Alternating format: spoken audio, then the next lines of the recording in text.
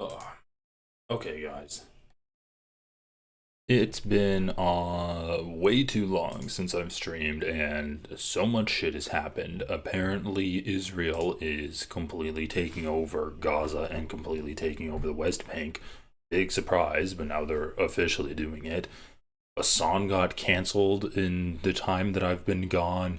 The H3 podcast fell apart, and now it's getting back together. Um, People were canceling their memberships.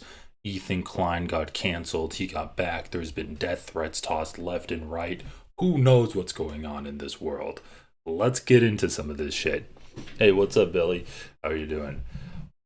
Okay, so, oh man, what to even start with? I want to just try to lay the groundwork for what's happened since I've been gone.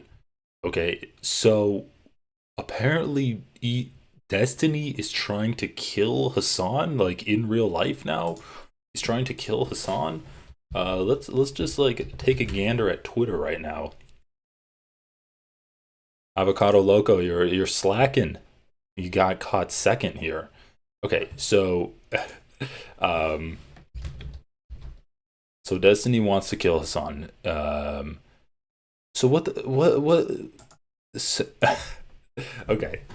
I have a lot to say here, but I just need to like get to it. Goddamn, Destiny just uses Twitter way too much. Okay, so let's just get some fucking background information. Let's lay our base right now.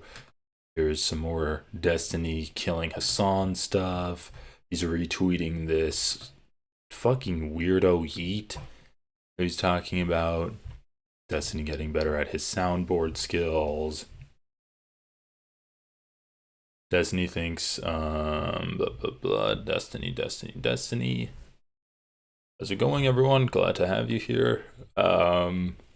Destiny retweeted Hasan making jokes about turning Drew Pavlov's son into a janissary. Dude, what is with these liberals? Destiny will one day make a comment being like, "Oh well, the Texas kids that died in a flood just meant that their parents didn't believe in God enough."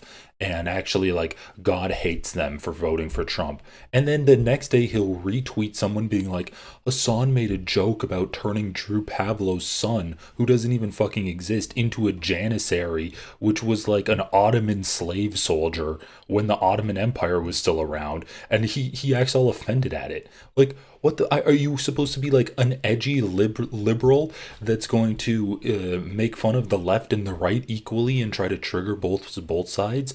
Or are you some kind of a bleeding heart, thin skinned, um, like woke SJW that is anti comedy? Wasn't Yeet. Dude, if Yeet's a 14-year-old, what the fuck is going on? Oh my god.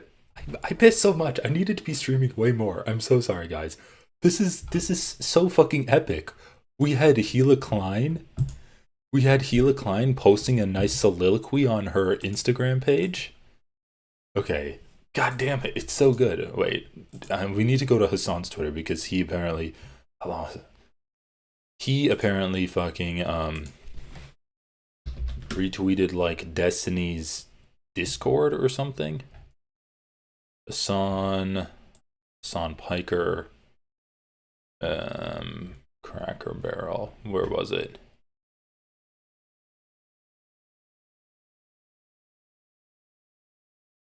Judge Me by My Enemies. He released a new video.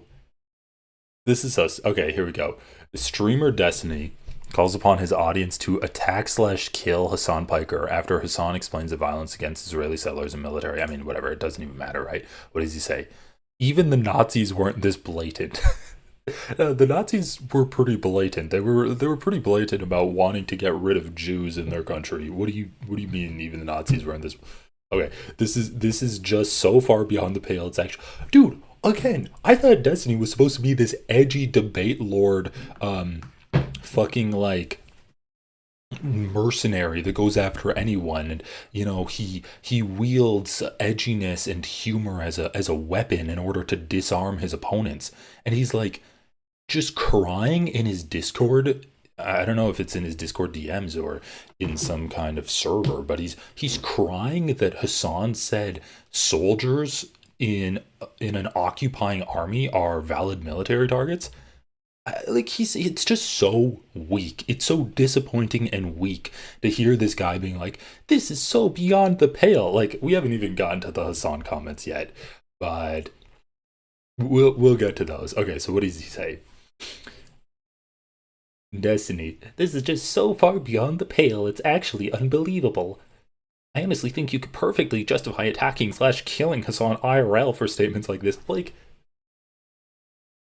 Hasan, Hasan says that soldiers in an occupying army are valid military targets for the people being occupied, which I agree with. I'm sorry. And then Destiny says, I can't believe he would say that. This actually is justified to kill Hasan now. Like, it's just so ironic that I actually think, like, Destiny. You see guys like Destiny and you're like, okay, he doesn't actually believe in anything. He'll just argue whatever he thinks is the easiest lane for him to argue. He's picked out a lane for himself. He's like the pro-genocide liberal who will defend the Democratic Party, and he can use Democratic Party talking points to like shit on Republicans because Republicans are just wrong. If you believe in the truth, then you actually have an edge up on Republicans and conservative debaters. So Destiny can debate them, but then he can also just like lie and use the system and the norms that this government and our country and institutions have established to attack like leftists. His big attack on leftists is, oh, you're crazy, or oh, you are criticizing the Democrat candidate, and thus you are actually causing Republicans to win. That's his main attack against leftists, which is absolutely insane. It's like if you're criticizing them for being a bad candidate, that doesn't mean you're making them a bad candidate. Okay, so Destiny is this guy, and you're just like, okay, like he doesn't actually believe in anything, right? He's just taking whatever lane comes to him. But then you get shit like this, and he's just so off the deep end that it wraps back around, and you're like, does he actually just believe that Israel is 100% justified in genociding Palestinians? Because we know he genuinely believes Israel's doing a genocide. He famously said that, yeah, I'm actually just in favor of genocide, and it sounds really bad, but like, one of these sides is the only way for one of these sides to exist is to genocide the other, and I'm just like in favor of the Israelis doing it. Like, that's Destiny's point. It's so blatant. Like, when you're like, oh yeah, IDF soldiers are doing illegal raids in the West Bank, they're valid military targets if you are defending yourself against illegal armed forces coming into your house, killing your family members and kidnapping them. You can shoot them. Like, that's a valid self-defense measure. And then Destiny shows up and he's like, you should kill an American citizen that's saying you can defend yourself online. Like, you should actually go to his house and kill him, or if you see him in real life, you should attack slash kill him. Like, it's just so bloodthirsty and off the deep end that it makes me think he actually believes this shit. Like, it's not just a rhetorical tactic. It makes me think he's actually been brainwashed into the pro-Israeli Hasbara. And like, let's see.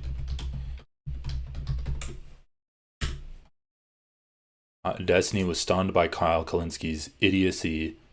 This was a short that Destiny's channel posted, and we can look at this really quick.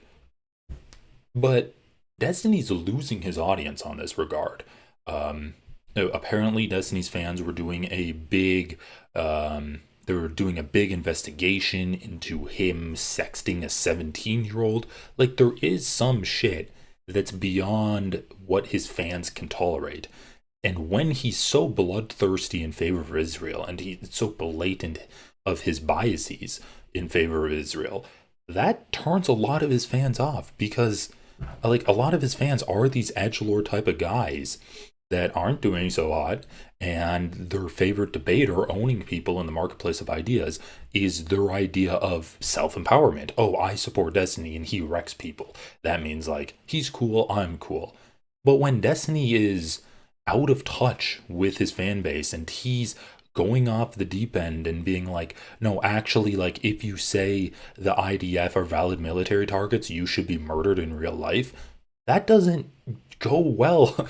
That doesn't go over well with his fan base that he's cultivated, because that's not a good debate tactic. You are just a freak that is leaving reality at this point. Like, you are no different than the worst, most ridiculed Israeli propagandist that goes on to CNN or BBC and spouts off bullshit that even Piers Morgan is able to overturn and like show how much of a fool you are. So like, once again, let's just like listen to this banger of a clip that he posted himself that got disliked to oblivion. Like, the ratio is insane. You read all of these comments, all of the comments are like, Destiny's a fucking moron for this.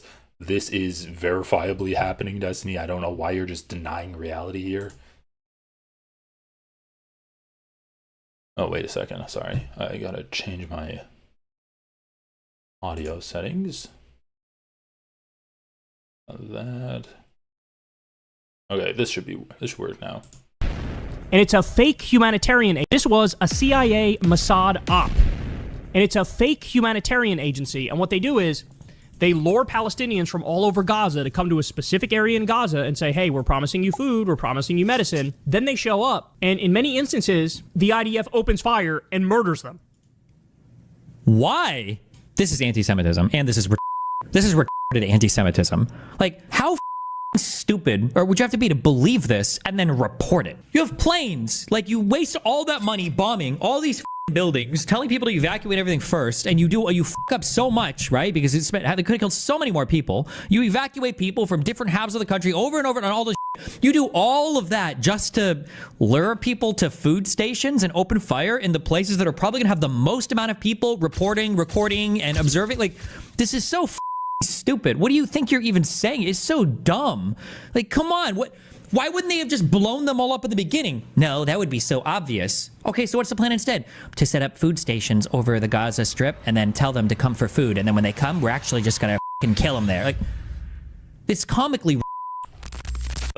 Like, I like how he says it's comically R-worded, and it's actually a very simple plan. Like, starve them and then set up checkpoints where they're starving, so they're going to come there. Like, there's a reason shooting fish in a barrel is an expression and not nuking the lake to kill all of the fish. No, you collect everyone into a place and then you shoot that place. Like, there's literally an expression that describes that very thing that's happening. And like, yeah, you look at his comments here. Once again, this is a clip that he or his editors posted. Like, they have just turned such a blind eye to what Israel's doing and blindly defended Israel against actual valid criticisms of things that Israel's doing in reality. And he has no idea what's going on. He has no idea how to defend against this shit. So he just says it's not happening. And he ridicules it by saying it in like a funny, he like recapping what Israel's doing, but saying it in a funny tone, right? And so you see the comments and they're like, bro, this is verifiably happening. Destiny's inability to understand evil is starting to grate on me. Why would Hitler put people in ovens? Why waste the resources? It doesn't make logical sense. The Israeli newspaper reported it at Destiny. But it happens every day. They're being fired on. There's plenty of reporting on it. Like he's just not even trying anymore. He just believes that every single thing that Israel does is justified and defensible, and every criticism against Israel is anti-Semitism. Like, he couldn't have said it better himself in the clip that, once again, his channel posted, which makes him look like an absolute moron. Okay, so we have that, and he's calling for death threats on Hasan. And why is he calling for death threats on Hasan? So, like, let's just see what else he posted. He reposted this. Hasan claims he doesn't think about Ethan Klein at all. Okay, this looks like a little bit. Maybe we'll get into this a little bit later on. What else did he say? Even the bot can tell when I'm being sarcastic on these. I wonder why when Hasan can't. Oh yeah, I love it when people are sarcastic about pedophilia, especially when you have a history of talking about how attractive underage girls are, sexting with underage girls, um, ignoring the like the agency of women, treating them like objects and recording them without their consent, sharing those recordings without their consent. Yeah, Destiny's definitely sarcastic when he's talking about how he wants to have sex with a 15-year-old girl. Anyway, this guy is such a fucking cretin, like really scum of the earth. I want to show you guys something funny.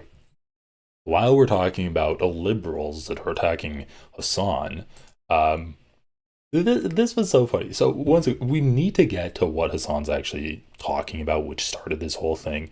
But I had a pretty banger tweet today where I said, failed former gamer at Hutchinson. So this is a bald guy who is what I'm calling a pendulum liberal, and a pendulum liberal in the term that I'm trying to make a real term, that I'm trying to coin. A pendulum liberal is a liberal that thinks Donald Trump winning the 2024 election is just part of the natural cycle, and it's a pendulum of politics swinging back and forth from the left to the right.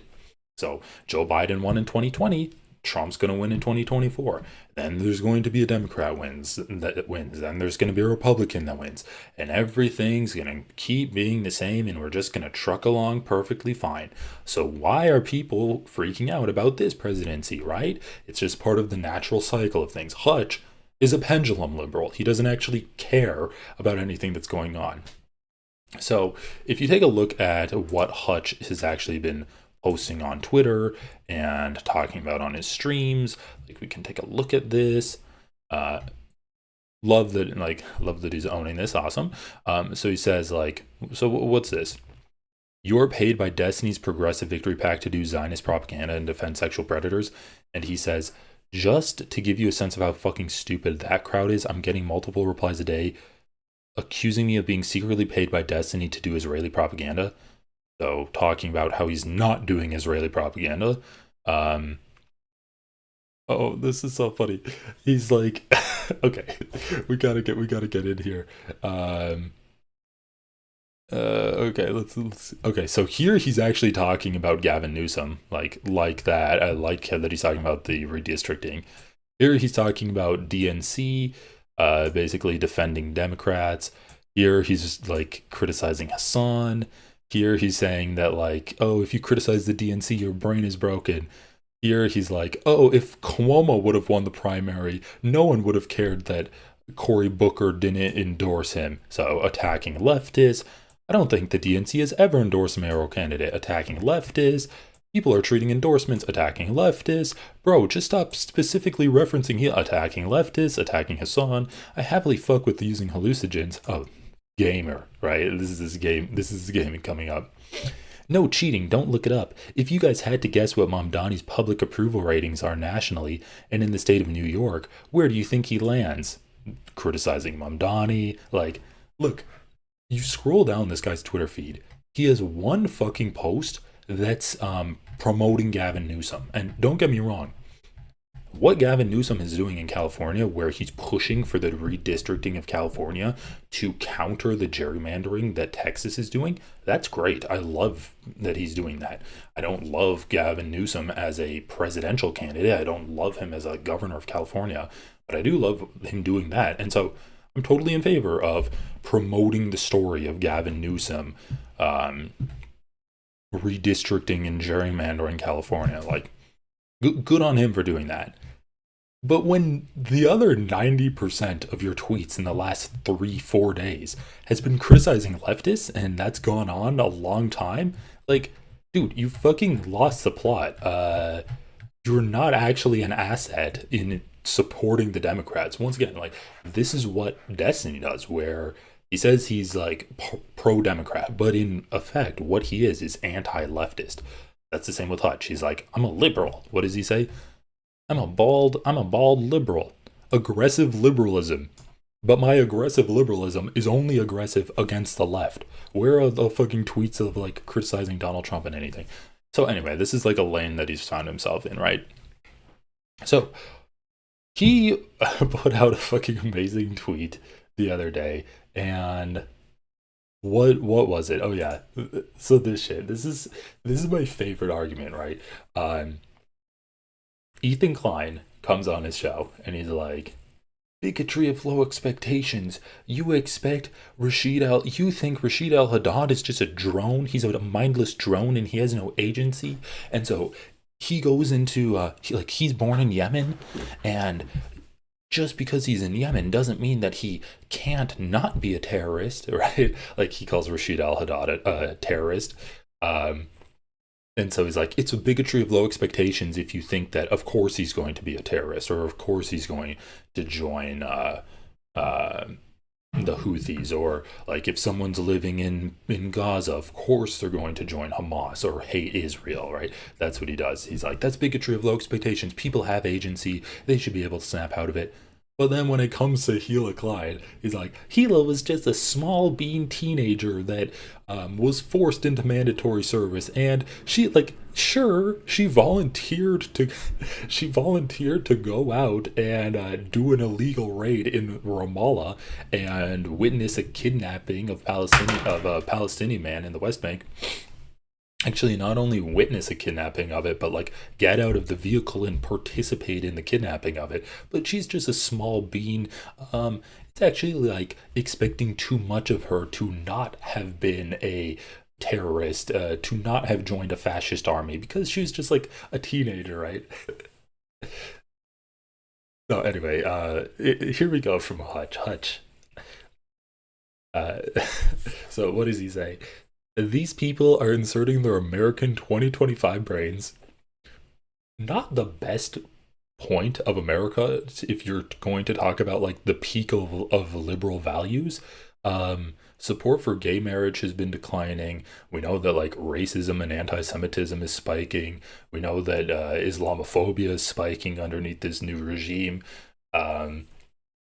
Like anti-immigration sentiment has been whipped up into a frenzy by the right-wing media system. So not the best year to actually try to say that American 2025 brains are the epitome of liberal values. In fact, you're literally getting like detained, shut down, fired, and doxxed if you speak out against Israel if you're in America in 2025. So not the best fucking example if you're going to say that it's an easy decision to criticize Israel in 2025, if that's what he's trying to say. So he's saying, and these people are inserting their American 2025 brains in 2005 Hila Klein's body. Weird way of putting it, but sure. Invoking the image of Hila Klein's body, and then boldly claiming that they would have refused IDF service.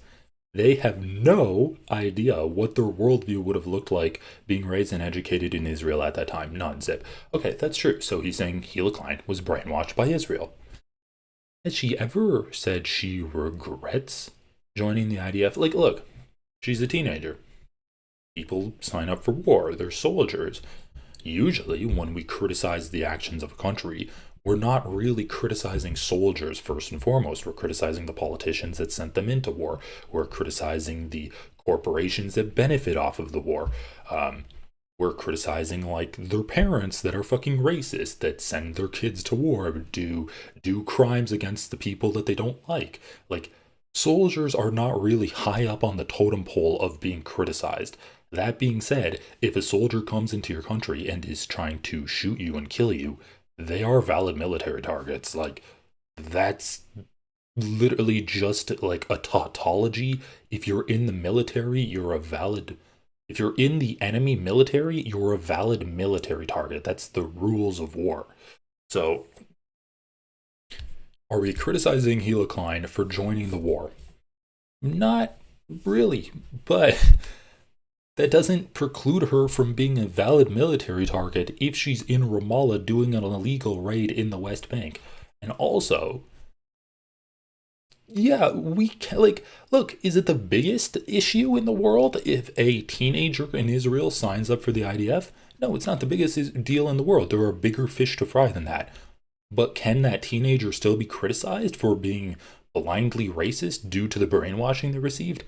Yeah, they can. Like, look, people owned slaves in the past. People like raped people in the past. They practiced pedophilia in the past. Just because it's a accepted part of society doesn't mean that they shouldn't be criticized for doing that shit. Like, yeah, I think it's still valid to criticize people for doing that. People want to practice pedophilia in our society today. It's more acceptable to be fucking racist and homophobic and misogynist than it is to not be those things. Like, if you speak out against that, you're criticized as woke. You literally have fascist thugs going throughout liberal cities and just like beating the shit out of people. And then when they get criticized or protested, they're like, nah, like liberalism is dead. Yeah, conservatives are good. White supremacy groups like the Proud Boys, they're good. Like, what do you call it when the fucking government is sending fascist thugs that support white supremacy into liberal cities to just like inflict terror upon them? I would say that that's a paradigm shift in favor of fascism and white supremacy, making it more acceptable to be fascist and white supremacist. Like, did you see the fucking response from the right wingers that or the right wing pundits when the Sydney Sweeney ad came out?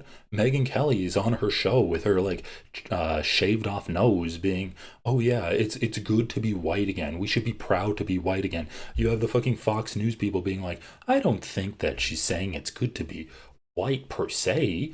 It's just like it's good to be a like an attractive woman again, and this is what I'm defining as an attractive woman." Like, we literally have the most successful media ecosystem in the fucking country, the most powerful media ecosystem in the world, upholding white supremacy. And we're trying to be like, oh yeah, that's not, we're in the epitome of liberal values as an American in 2025. Fuck off, dude. So then he says this. It's the smugest, most ridiculous form of self-aggrandizement to just assume you would have made a different choice. Like, he does realize that people in uh Israel have refused military service before, right? He does realize that people in the American South were not in favor of owning slaves in like the 1830s and 1820s.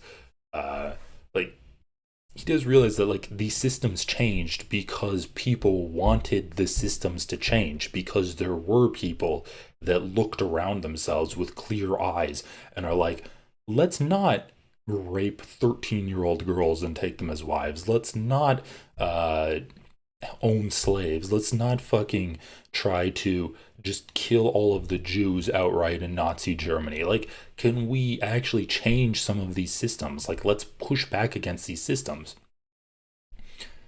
And this is what I'm talking about when I say he's a pendulum liberal. Hutch thinks the system always self-corrects. It's an auto-correcting system. And if you are actually like pushing against the grain in that system, you're the problem, no matter what side you're pushing the grain to conform to. If you're saying that we need to like end slavery, that would be a bad thing in Hutch's eyes. You just have to go with the flow. You have to always just get in line with authority and the institutions of the current day if you believe in Hutch's worldview.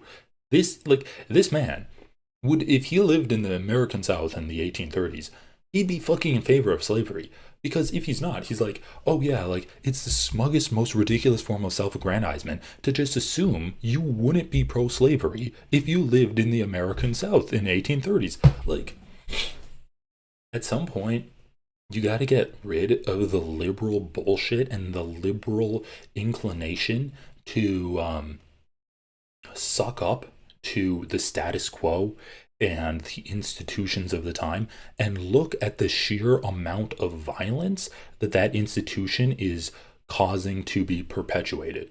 Like, you look at American slavery in the 1830s, it's a disgustingly violent institution that was set up in this country. Like, whippings on a daily fucking basis, forced separations of family members, white people killing their slaves just because they, like, looked at them wrong.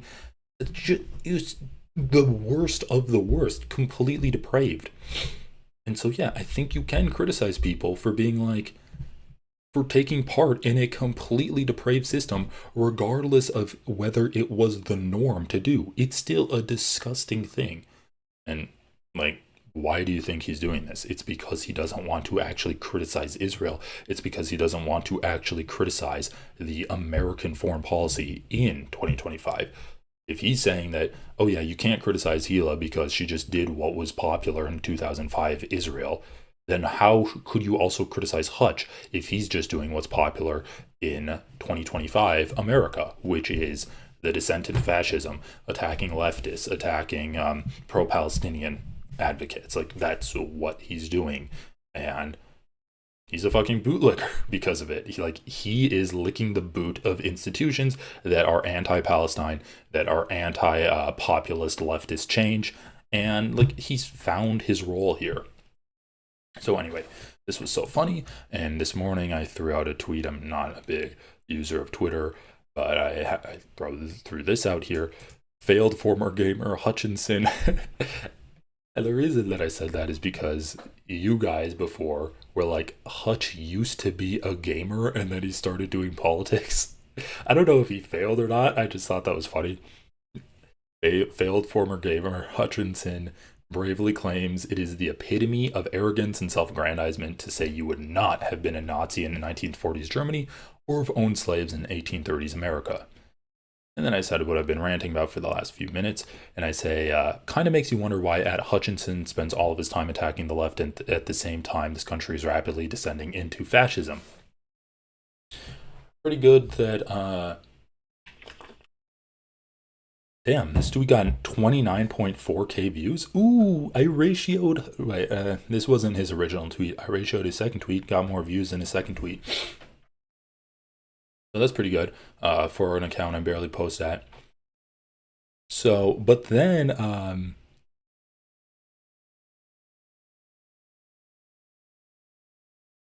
he actually responded to me, which I thought was so funny. So he says, wait, the country is descending into fascism, yet your entire feed is jabs at Ethan Klein. Get your priorities in line. Which, like, I mean, okay. First of all, hypocrisy is, so he's accusing me of being a hypocrite, right? Hypocrisy is say it with me, everyone. Hypocrisy is the lowest form of political commentary, being like, and he's a hypocrite. Okay, who gives a fuck? Is what he's saying right or wrong? Like, get that in line. Secondly, you're agreeing with me. Like, look, is he saying that the country is not descending into fascism? If so, then you can criticize that. But he's like, okay, the country is descending into fascism, but you're not talking about it. Your priorities aren't good. It's like my fucking Twitter that I don't post at all. I've posted like 2 times in the last month and a half. Okay, so he's like, your priorities aren't right, but the country's descending into fascism. Why aren't you talking about it? It's like, dude, if you actually think, like, you're not doing that either. So if you're going to criticize me for that, then it goes back against you. So anyway, I thought this was just so funny. It's like, dude, you're not actually like addressing anything I'm saying. And he's just like, he can't even get out of the snarky, none of this shit matters. The institutions are going to self-right themselves. Maybe I should like change it from a pendulum liberal to like a Titanic liberal, like a blind faith in the fail-safes of the institution as an iceberg is just shredding every single bulwark of the unsinkable ship that is supposed to be America, like American democracy. Like, dude, you are posting this shit to a reply. How many followers do I have on this? How many followers do I have? How do I see my profile? God, I hate this. I have 273 followers. I'm not verified. Who gives a fuck about this account? I'm literally just doing this to make fun of you. Like, but I'm actually getting views. You got 170 views on your response to me. Like, what are you doing, dude? Your followers don't give a fuck. Like, you can't even get out of your snarky mindset of your nothing matters bullshit to not respond to me. Like, you're just like so involved in this internet back and forth that you're getting down into my reply to my original tweet. Like, you're replying to my own reply to the tweet. Anyway, I just think that he's kind of a joke if we're talking about politics. Did he talk to me? Oh yeah, and then let's see what else he says. So he says, literally, yes, to not take this position, you would need to believe that certain groups or ethnicities are inherently more evil and violent than others. And that seems like a wild contradiction for a self-avowed leftist, lol.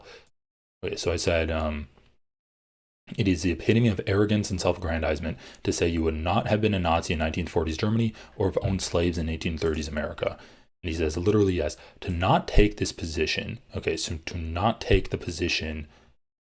So to basically take the position that I said, you would need to believe that certain groups or ethnicities are inherently more evil and violent than others.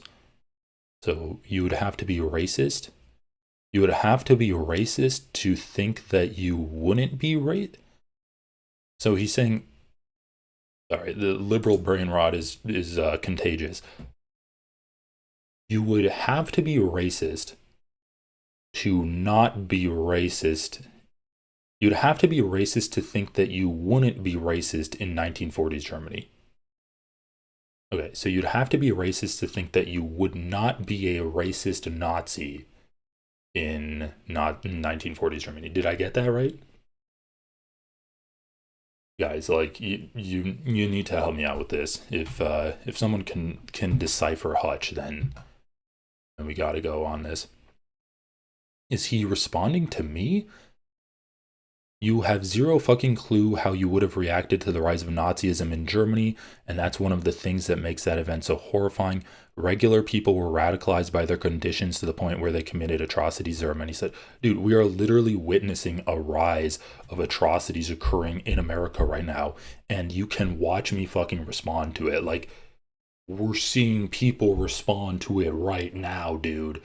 You have a minority group being scapegoated in Latino immigrants, and then a fascist dictator coming into power in America, scapegoating them. He literally has like a Nazi ideologue running things in Stephen Miller.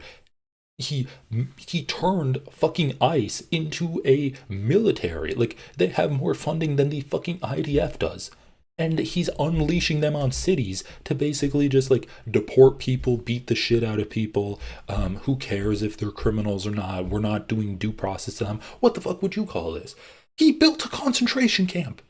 He sent them to Seacot in El Salvador, and he built fucking Alligator Auschwitz in Florida to just like send people to die so the press wouldn't come there. We literally have concentration camps, and we're scapegoating a minority group. Oh my god, dude.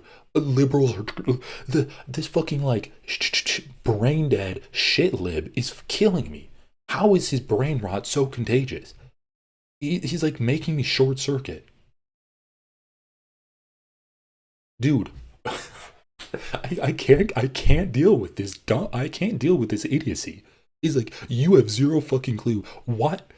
Don't choose the rise of Nazism in Germany when it's a direct parallel to what's happening now. Like, the way that Hitler took power, where he's a fucking psychotic narcissist, scapegoating a minority group, and then using basically like his own paramilitary group to do terrorism in the country, which is then he's going to use to further consolidate his power, when that's happening right fucking now, dude. Oh my god.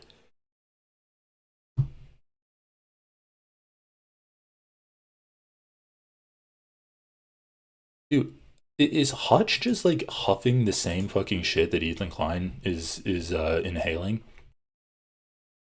Like, dude, how the fuck are you doubling down on this shit?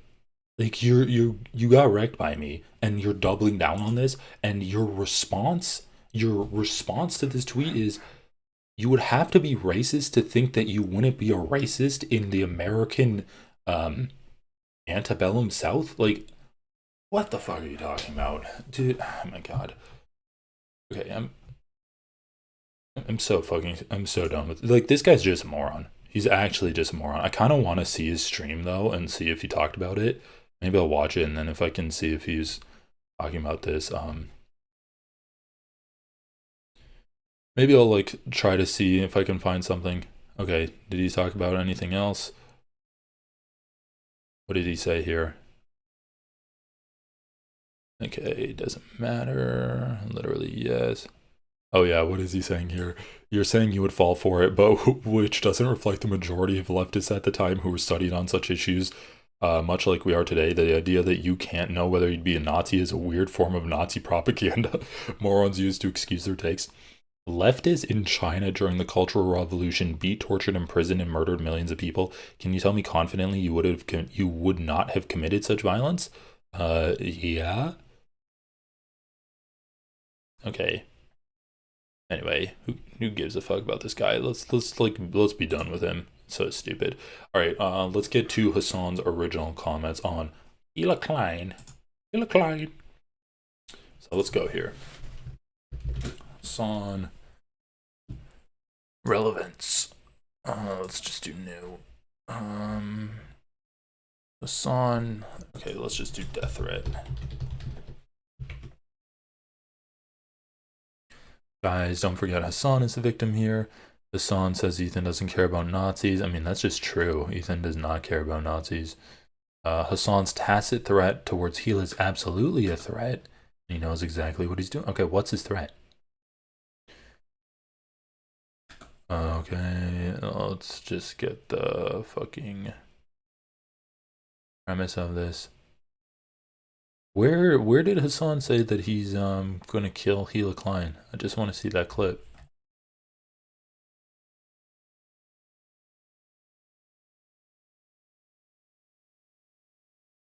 All right, let's just search Hasan Hila. Oh yeah, this is so funny. Oh wait, this was also, oh man, shit's so good. I think Hasan was threatening Hila, take it up with the UN. Twitch found no violation about the Hasan clip about Hila. Okay, Hasan says Hila is a valid military target. Let's go. Matter if they're DFLP, PFLP, or even former Fatah militants. Okay, it is perfectly legal, perfectly valid, and perfectly moral. Okay, 100%. This is not like this is not a gray area. This is black and white.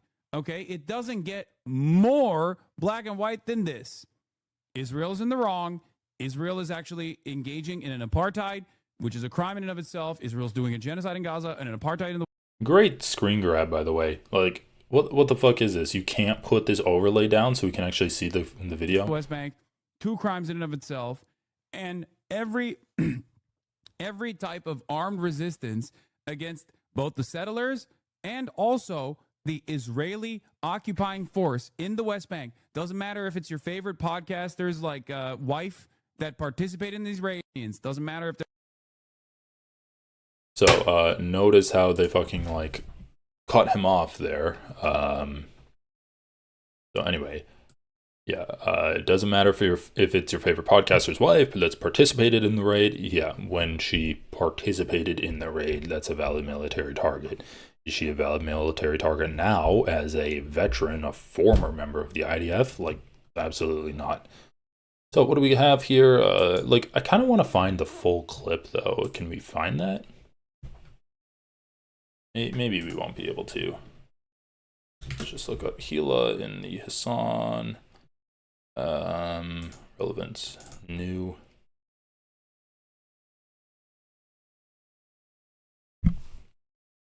One needs to be more concise. Destiny makes a threat to Hasan. Let's check here. I don't know.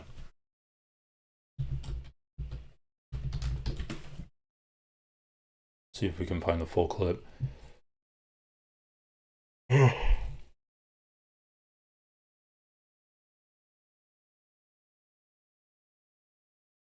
I'm not gonna search too hard for it because it's like pretty self-explained. Like, I don't think need to established that he was not saying that you should kill Hila Klein like in her studio.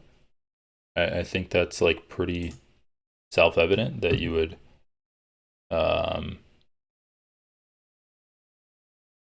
that he's not actually advocating to like bomb the H3 studio. All right, what do we have here?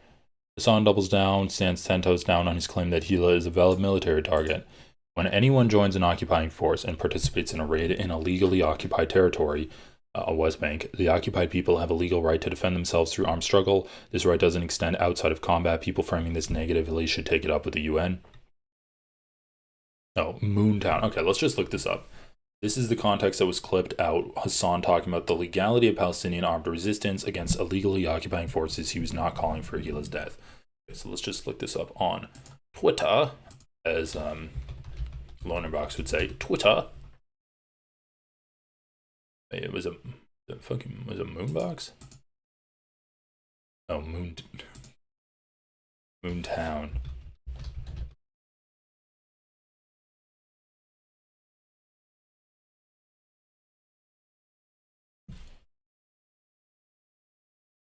Why does Twitter suck so much?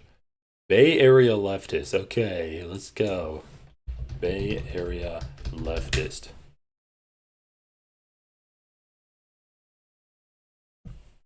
Oh, this guy has less followers than I do. Where's the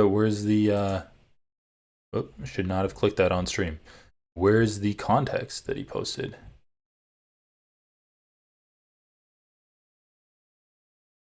God damn, this guy is prolific. All right, where's the context? Where's the missing context?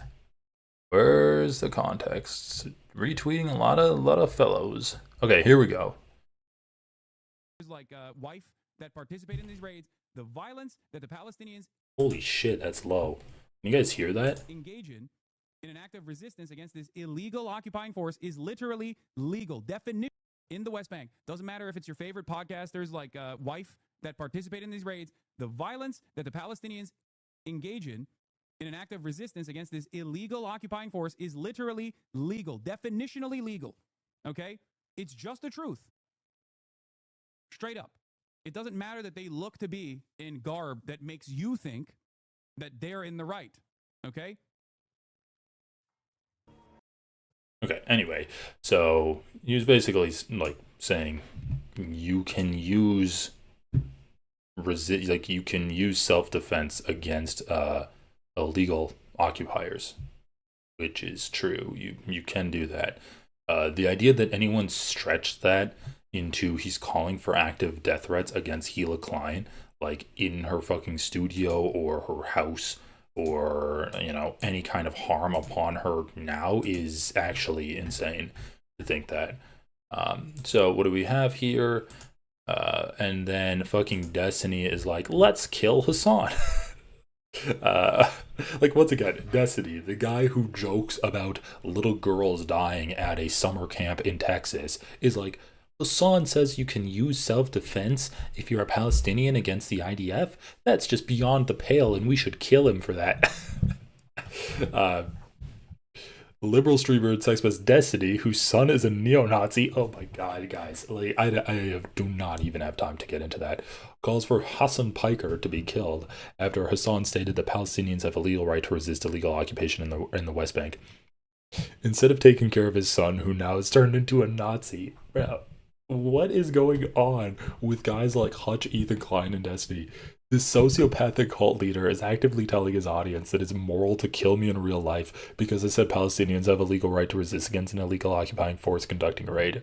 Anyway, this is so stupid. Like, it's just, bro, Hila and Ethan Klein have literally been doing thinly veiled death threats against Hasan for over 6 months now, when they're like, go to Israel, Hasan, be a journalist, you're such a fucking pussy ass bitch. If you're not going to Israel, you've never even been to Israel, how can you talk about it? Like, they do realize Israel puts out hits on journalists, right?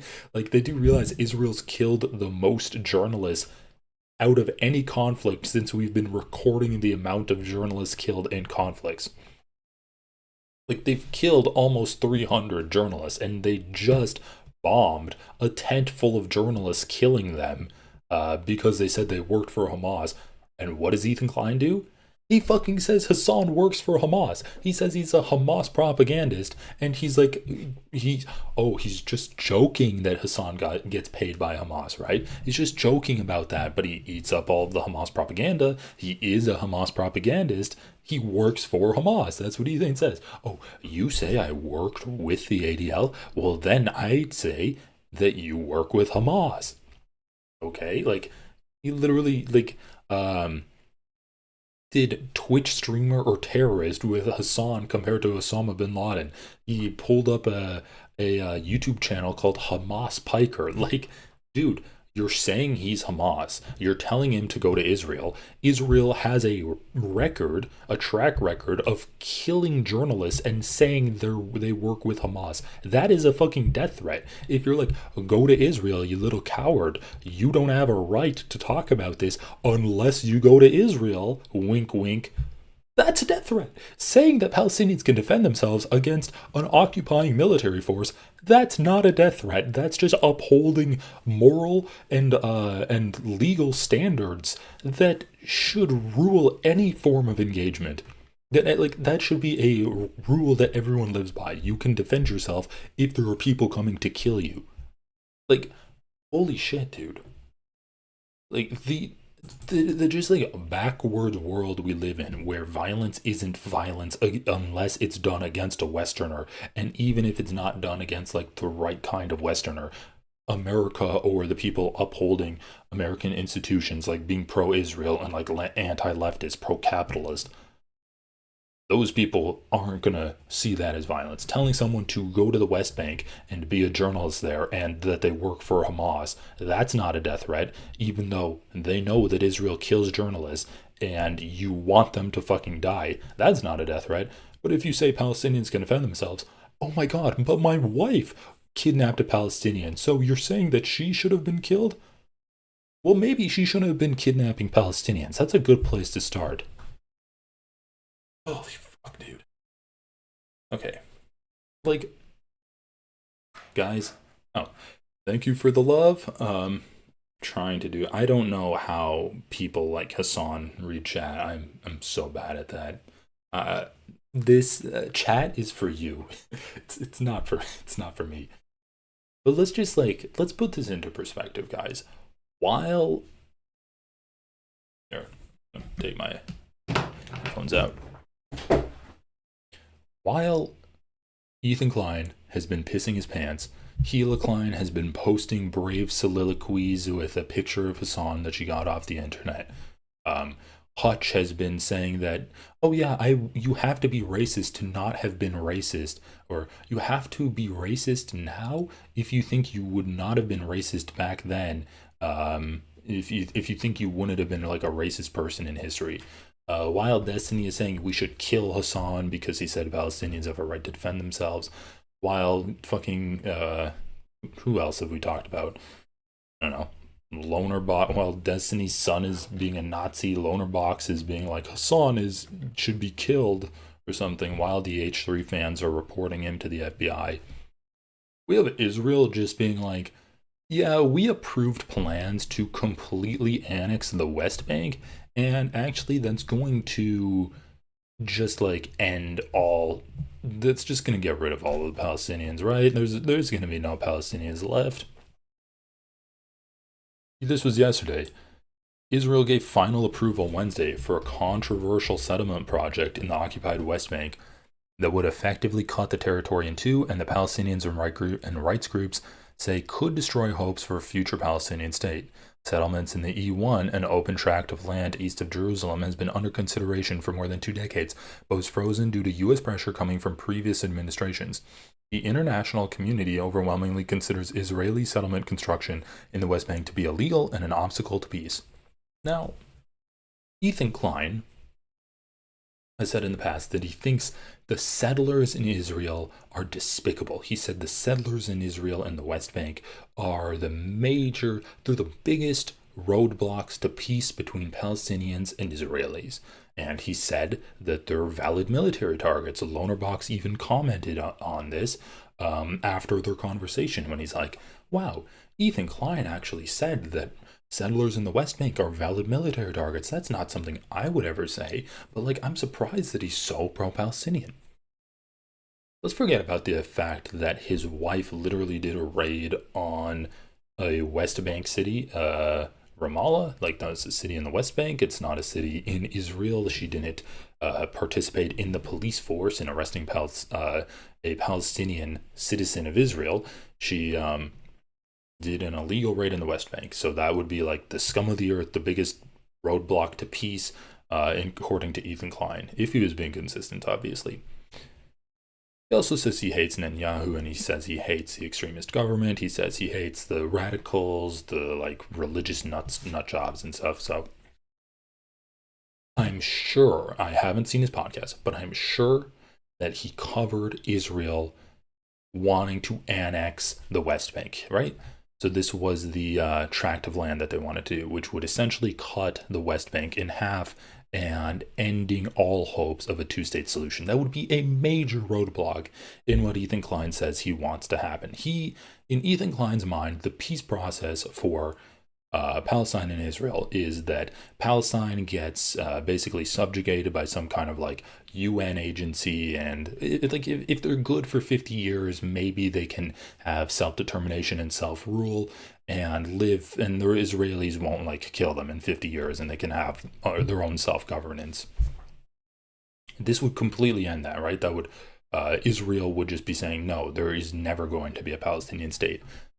So I'm sure Ethan Klein covered this, right? Because this is a major escalation in the roadblocks to peace. I'm not actually sure he covered it. I actually think he didn't mention it at all. The Palestinian state is being erased from the table, not with slogans, but with actions, he said on Wednesday. So this is far-right finance minister Bezalel Smotrich. He cast the approval as a rebuke to Western countries that announced their plans to recognize a Palestinian state in recent weeks. So you have Western countries being like, if you don't stop starving and killing Palestinians, we're going to recognize Palestine as a state, which is darkly comedic to me. It's like, if you don't stop killing these people that you have been killing for decades, but specifically over the last almost 2 years now, you've been genociding them. Like, if you don't cut that out and start killing them at a slower rate, we're going to not stop you, not do military intervention, not say we're going to like cut off arms to you or give them more food, but no, we're just going to say that like now they have an officially recognized state that you are doing genocide against. Wow, whoop-de-fucking-do. What is that going to accomplish exactly? While there's people starving to death right now?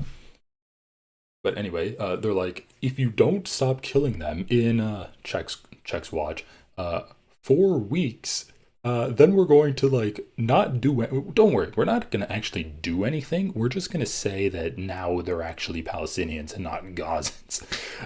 So fucking disgusting, dude. Like, what is this world? But anyway, you have the mildest like fucking Midwestern seasoning of salt being put on this shit meal, which is a genocide, and Bezalel Smotrich is like, fuck you, no mild pushback whatsoever, a little bit of mild pushback, a hint that you're going to recognize Palestine as a state, and we're just going to take it overall, like, we're just going to take over all of Palestine, and there's going to be no chance that it ever becomes a state. The Palestinian state is being erased from the table, not with slogans, but with actions, he said on Wednesday. Every settlement, every neighborhood, every housing unit is another nail in the coffin of this dangerous idea. Israeli, and I mean, let's not fool ourselves. This is what Ethan Klein thinks too. Why does he want a third party to come in and subjugate the Palestinians for 50 years until they're like good little boys? Because he thinks the Palestinian state is a dangerous idea for the people of Israel. Because he's racist. That's why. Because he thinks Arabs are all the same and they all want to kill Jews that are in Israel and Jews around the world. But like, the Jews in Israel are the ones they have access to, right? Like, he's just racist. That's it. Bezalel Smotrich is racist, and so is Ethan Klein. Israeli Prime Minister Benjamin Netanyahu rejects the idea of a Palestinian state alongside Israel and has vowed to maintain open-ended control over the occupied West Bank, annexed East Jerusalem, and the war-ravaged Gaza Strip, territories Israel seized in the 1967 war that the Palestinians want for their state. Yeah, so anyway, like, this is just fucking dark. Like, the people in power in Israel are doing a major expansion of the settlements in the West Bank, and no one gives a shit. No one's stopping it. No one cares. This article even said that Israel was pressured to not do this before, and by American administrations, but we just have an administration. This administration, due to corruption, the previous administration, due to ideological Zionism, that is giving the longest leash in literally like the history of Israel to the most radical people in Israel. Like, the most radical presidents that Israel's had are now getting the longest leash because Trump got bribed, he got bought off, and Biden is just fucking like soup brained, and he actually thinks that like Israel needs to be an ethno state. Weird. Oh man, depressing. Okay, so we've been talking about liberals a little bit today. I want to talk about Pete Buttigieg, and I'm a little bit late to this interview, like 10 days late, but we've been kind of on a streak of covering liberals talking about Israel and just like pointing and laughing at them. We had Alyssa Slotkin on Breaking Points and getting completely grilled by Crystal Ball. We had the president of the ADL completely collapsing to the mildest bit of pushback imaginable by some sweet lady on her YouTube channel where she interviews people. We had Mehdi Hasan debating some guy from J Street and completely destroying him. And now I want to go over Petey Boy on Pod Save America. Liberal on liberal violence, guys. Avert your eyes. Israel's right to exist, who have stood with Israel in response to the unbelievable cruelty and terrorism of October 7th. I think there's a reason why so many of those voices are speaking up now too, because this is not just something that is on its face and in itself a moral catastrophe. It is also a catastrophe for Israel for the long run. How do you think the next administration should handle our relationship with Israel? Do you think it should change based on what Netanyahu has done the last several years? Well, certainly Netanyahu can't be the only voice or the only compass for what should happen in the U.S.-Israel relationship. And no matter how strongly, or especially because of how strongly you might believe in Israel's right to exist and defend itself, you don't have to make excuses for the choices that Netanyahu is making, especially because they are often made not only in the name of the Israeli people, but in the name of a U.S. alliance. I think that we, as Israel's strongest ally... Something unnerving about this guy. Like, I feel like, I don't know, maybe it's the lighting, maybe it's the angle. It looks like some kind of like AI version of a human being talking. And friend, you put your arm around your friend when there's something like this going on and talk about what we're prepared to do together. It certainly cannot be what we see right now from this administration and this president talking about beachfront property in Gaza before he's prepared to talk about human suffering in Gaza. Do you think it's time to recognize a Palestinian state? I think that's a profound question that arouses a lot. Okay, so it's a profound question. It's so profound, right? So you're fine with Israel and defending its ethno state, but it's a profound question if Palestinians should have a state. No, fuck them. Concentration camp for them. Quite a few people have said the same about how Pete chose to present himself in this. That's right. Like, I was thinking he looks like fucking Woody from Toy Story.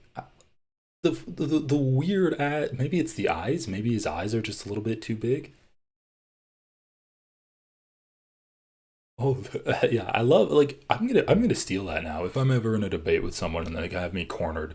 But like, so how do you square you being a leftist and also wanting to have sex with hot women?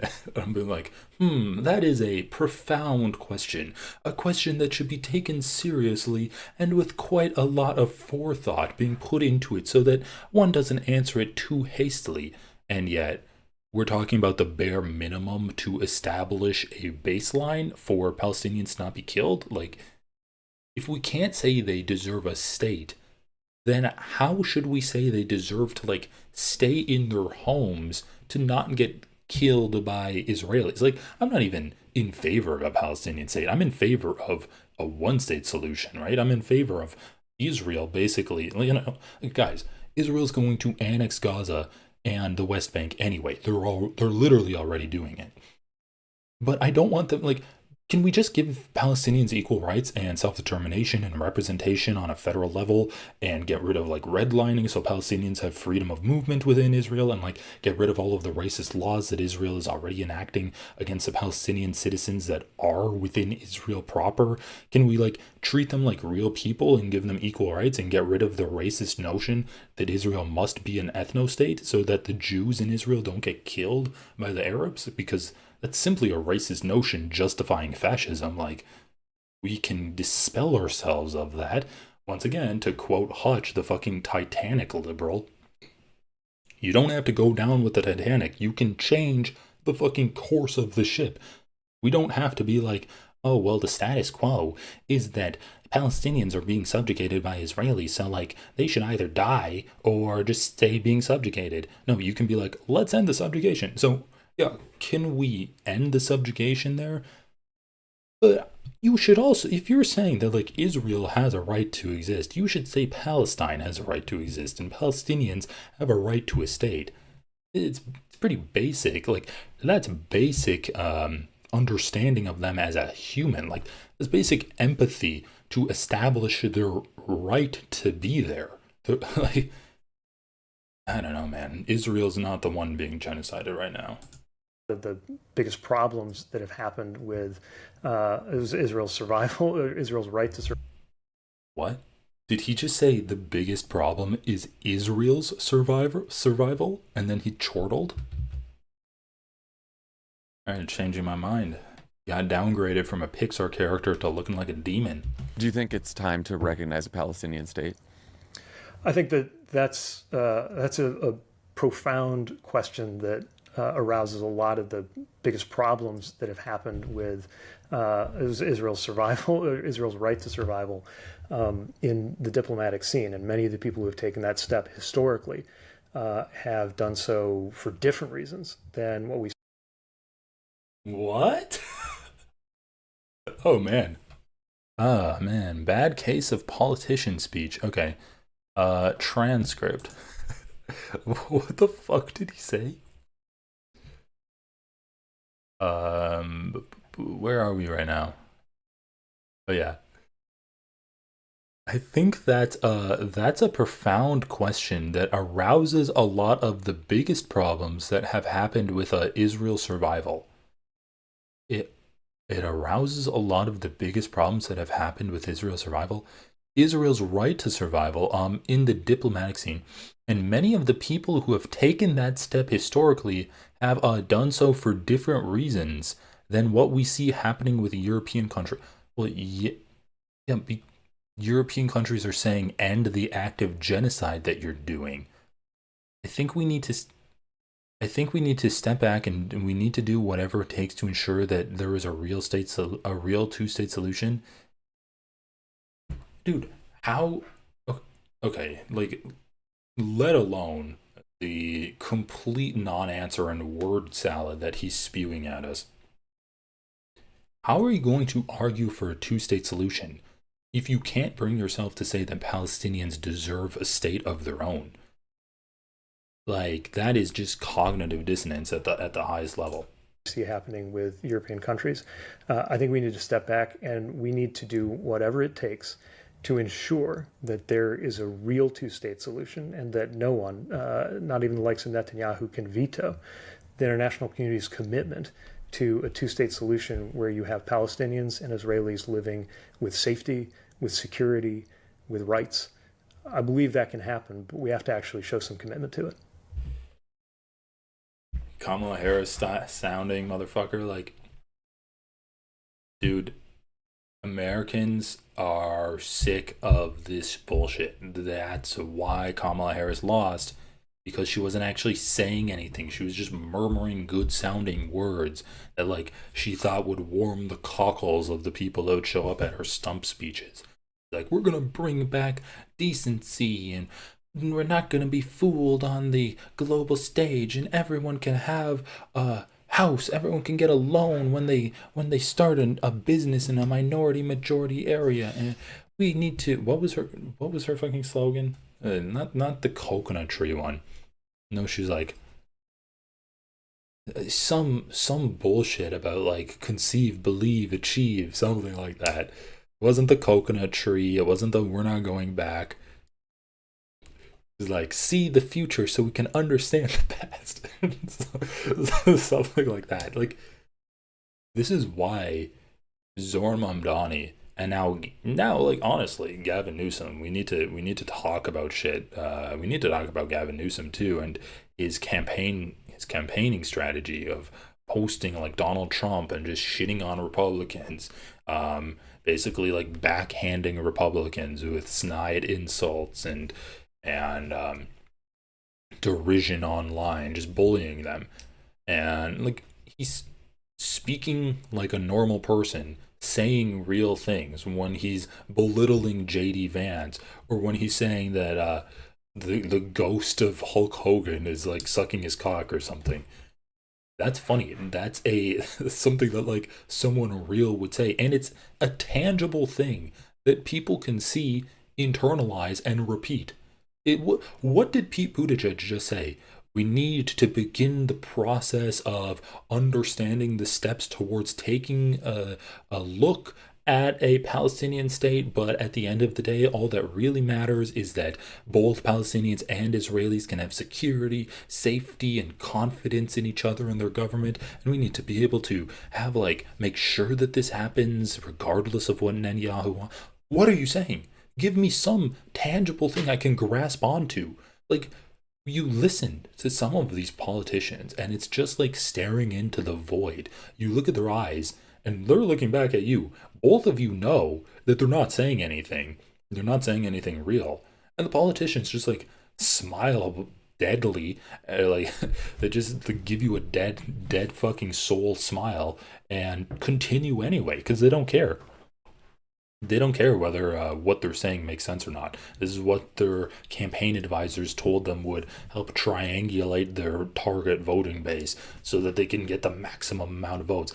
Instead of just saying what they believe in, or at least just belittling their fucking political opponents. Just belittle Netanyahu. He's not popular. Just say he's a coward, he's a bully, he's completely corrupt and just starting wars. Donald Trump won the election because he campaigned against wars. Like, dude, Americans don't want wars to happen. And once again, like, this is why Zohar Mamdani was such a breath of fresh air, because he came out and he's like, people asked him the same fucking bullshit. Do you support an Israeli state? And he's like, not if they're gonna be an ethno state. No, I don't support an ethno state. He comes out, he says something just deafeningly reasonable. Oh, if there are organizations in America giving aid to West Bank settlers, we're going to sanction those organizations. And people got all pissed because they're like, well, my synagogue gives aid to West Bank terrorists. And he's like, okay, I don't give a fuck. Your synagogue's getting sanctioned. That's not anti-Semitic. That's anti-terrorism. When he gets asked by Stephen Colbert, a lot of Jews feel scared because you said, like, globalize the Intifada. He doesn't back down on that. He's like, yeah, I'm going to work for Jews, and I think that like intifada means a lot of different things to different people, and so I'm not going to condemn someone for using a word when it means just like when what it means to them is like uprising and liberation. Like, he just stood for what he believed in, and he came out of nowhere and won the fucking New York mayoral primary election. Especially if you're in the Trump era that perhaps I could be spending on them. Is that something you think about? How has being a father sort of changed in this time period, changed your view about politics, or has it? I think it's What did we get on? Netanyahu can veto the international community's commitment to a two-state solution where you have Palestinians and Israelis living with safety, with security, with rights. I believe that can happen, but we have to actually show some commitment to it. We were talking earlier about our kids. Yeah. On one hand, I feel like having kids has made me more Love the follow-up question there. committed to political energy I'm spending on politics and the Trump care about it. And, there's no more kind of beautiful, innocent version of that than a 3 or 4 year old. But then it also makes me think more about politics in some ways, because I know that, there are these people now who are the most important people in my life who are going to witness the 22nd century and everything about what that moment will be like, or for that matter, a moment much sooner in the middle of this century when I still hope I'm around, but when they're making their way in life as I hope you're around too, just not in public life. Okay. And then we take a look at the comments, and I, for one, am sick and tired of politicians talking about Israel's right to exist. The right to exist is not under threat. You want to know whose is? The Palestinians. You guys shouldn't let politicians refuse to answer yes or no answers. If you can't stand against genocide, I won't be voting for him. Like, it's just the easiest thing in the book to do. Just be against genocide. It's such a low bar to clear. And once again, to bring it back to Destiny, to bring it back to Hutch, if you simply ask a Democrat politician, really, guys, when a leftist like Crystal Ball asks a sitting senator in Alyssa Slotkin, who has voted to fund Israel's genocide before, are you against genocide? Do you think it's a genocide? And they refuse to answer that. That is not Crystal Ball making the Democrat look bad in the eyes of their voters. The voters know that she supports genocide, that she funds genocide, that she doesn't speak out against the genocide. That's Crystal Ball offering a fucking hand, a leg up to Alyssa Slotkin and being like, yo, bitch, your fucking voters hate you because you are supporting and funding and facilitating this genocide that's happening in Gaza right now. Are you going to change your stance on this? Because, dude, people are pissed. Like, the Democratic voting base does not support genocide supporters. And then you get guys like Destiny being like, this is why we lose, because of Crystal Ball. No, dude, we lose because the party you chose to support is supporting a genocide right now. And you're supporting the genocide too. Like, holy shit. I actually think Destiny's just a Zionist. I think he's turned into Joe Biden brand Zionist, because that's the only thing I can think of that would explain why he's acting like such a moron on the internet. I don't know that much about Destiny. Maybe he is just a piece of shit on the internet too. So, oh my god, what was I even talking about? Okay, let's listen to one more thing. I think I was listening to this today that I kind of wanted to get to before we cover some more fucking stupid like Ethan Klein stuff. Listen to this. This week, Hamas accepted a proposal from Egypt and Qatar for a ceasefire in Gaza. Now Israel is considering its response. What motivated Hamas to make that decision now, and what is its strategy for the future? NPR's Daniel Estrin reports. Nearly 2 years after it launched the surprise attack that sparked the war with Israel, Hamas is facing its worst crisis yet, says Palestinian political analyst and former militant Esmat Mansour. He's in touch with figures close to Hamas. Hamas faces pressures from all directions, he says, from Israel, from the street, from the West, and from Arab countries. Last month, for the first time, the 22 countries of the Arab League called in a statement for Hamas to give up control of Gaza and hand over its weapons. And just so it's known, Hamas has offered a ceasefire deal to Israel where they would give up control of Gaza and hand it over to some kind of technocratic bureaucracy. But I don't think demilitarization was ever on the table. I don't think that was ever discussed with Israel. But essentially, Hamas would give up control of Gaza and maintain its weaponry. Which, if we're talking about a ceasefire for Palestinians, that should be something that liberal Zionists like Ethan Klein and Lonerbox are in favor of, right? Hamas giving up power so the Palestinian people can be liberated by this. Israel should take this deal in a heartbeat. They should be like, these guys should be banging the drums for Israel to accept the deal where Hamas gives up power, even though it might still have some of its weapons. It's not actually in control of the Palestinians, and the Palestinians can have some kind of more representative democracy to govern themselves. That should be something that these guys are in favor of, and you haven't heard a peep out of them. In fact, Ethan has doubled and tripled and quadrupled down on blaming Hamas for the genocide that's happening in Gaza. Hamas's main goal is to exist and only to exist, Mansour says. Israel is trying to end Hamas's existence as a military and governing force in Gaza. Hamas knows militarily Israel is stronger. Mansour says one thing that plays to Hamas's advantage is Israelis' impatience as the war drags on. He says Israeli soldiers will get tired, Israelis will increasingly protest to end the war, international pressure will increase on Israel, and all Hamas must do is preserve its one bargaining chip, the hostages. Ibrahim El-Madhoun, a Palestinian analyst in Turkey who's close to Hamas, says Hamas is trying to improve its relations with Arab governments. He says the main disagreement between Hamas and the Arab countries is using weapons against Israel. But he says their governments realize the Palestinian cause is important to their people, and Hamas is the primary player. Samir Ghattas is an Egyptian security analyst who studies Hamas and Gaza. He says Hamas is wrong.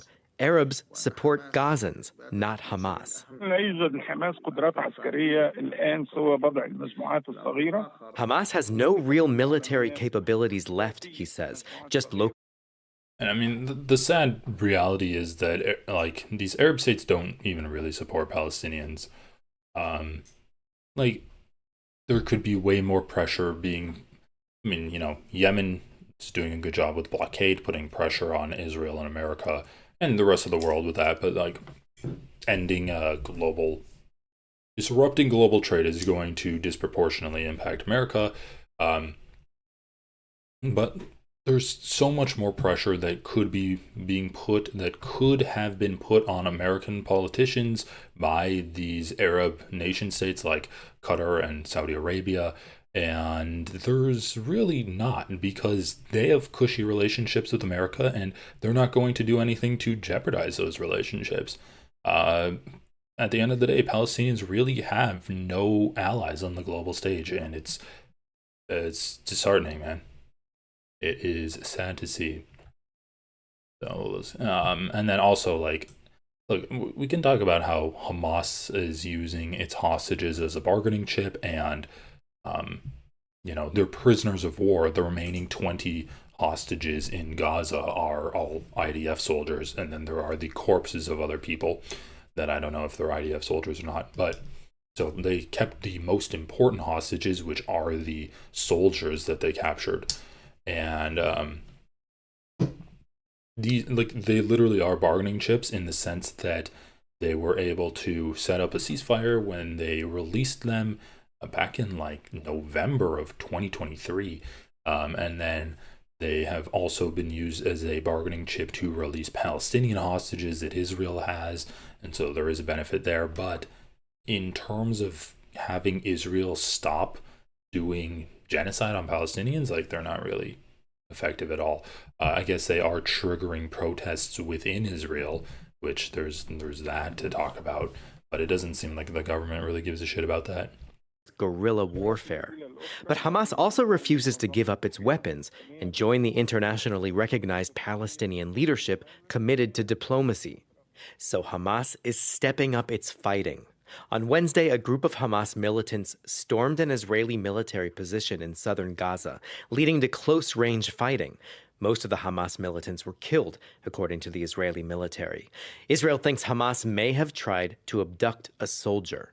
The ambush demonstrates how Hamas is still willing to fight at all costs. Great job in Gaza that you're doing, Israel. Gaza, 35-year-old Mohammed Ahmad tells NPR producer Anas Baba that Hamas cannot afford to give up its weapons now. No one will accept during a battle and a continuous fight with the occupation to surrender their weapons, he says. The Israelis will not leave Gaza if Hamas surrenders its weapons. I mean, yeah, that's true. Like, Israel's goal here is to completely ethnically cleanse Gaza of all Palestinians. I mean, we're about to get into that next section of the article.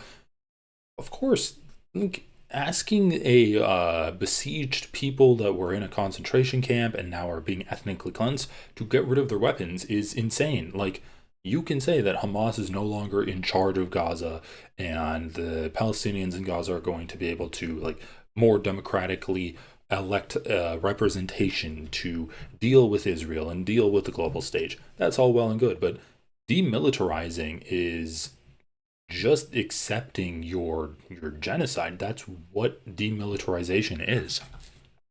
22-year-old Amjad Saleh says civilians, not Hamas, are paying the price of the war. Hamas is not here at all. Their leaders are either abroad or in the tunnels underground in Gaza. They conduct their operations, and we get punished for it, he says. The plan for displacement is coming. That displacement is Palestinians' biggest concern now.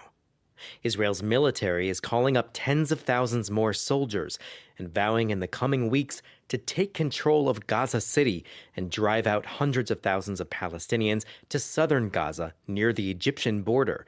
Israel eventually seeks to send as many Palestinians as possible to other countries.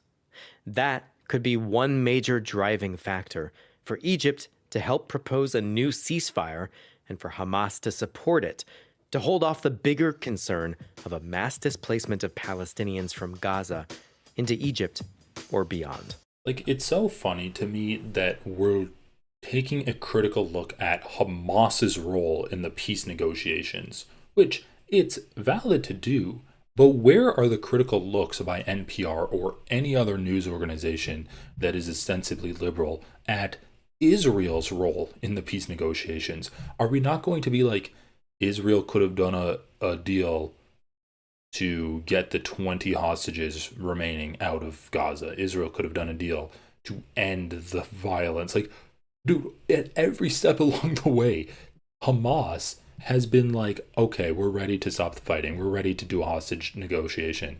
And now we're at the point where Hamas is like, we're willing to give up control of Gaza if you would fucking get out of Israel, and we'll give you your hostages back. Like, we don't really care. Just get out of Israel and we'll give up all control, all claims of representation of the Palestinian people in Gaza.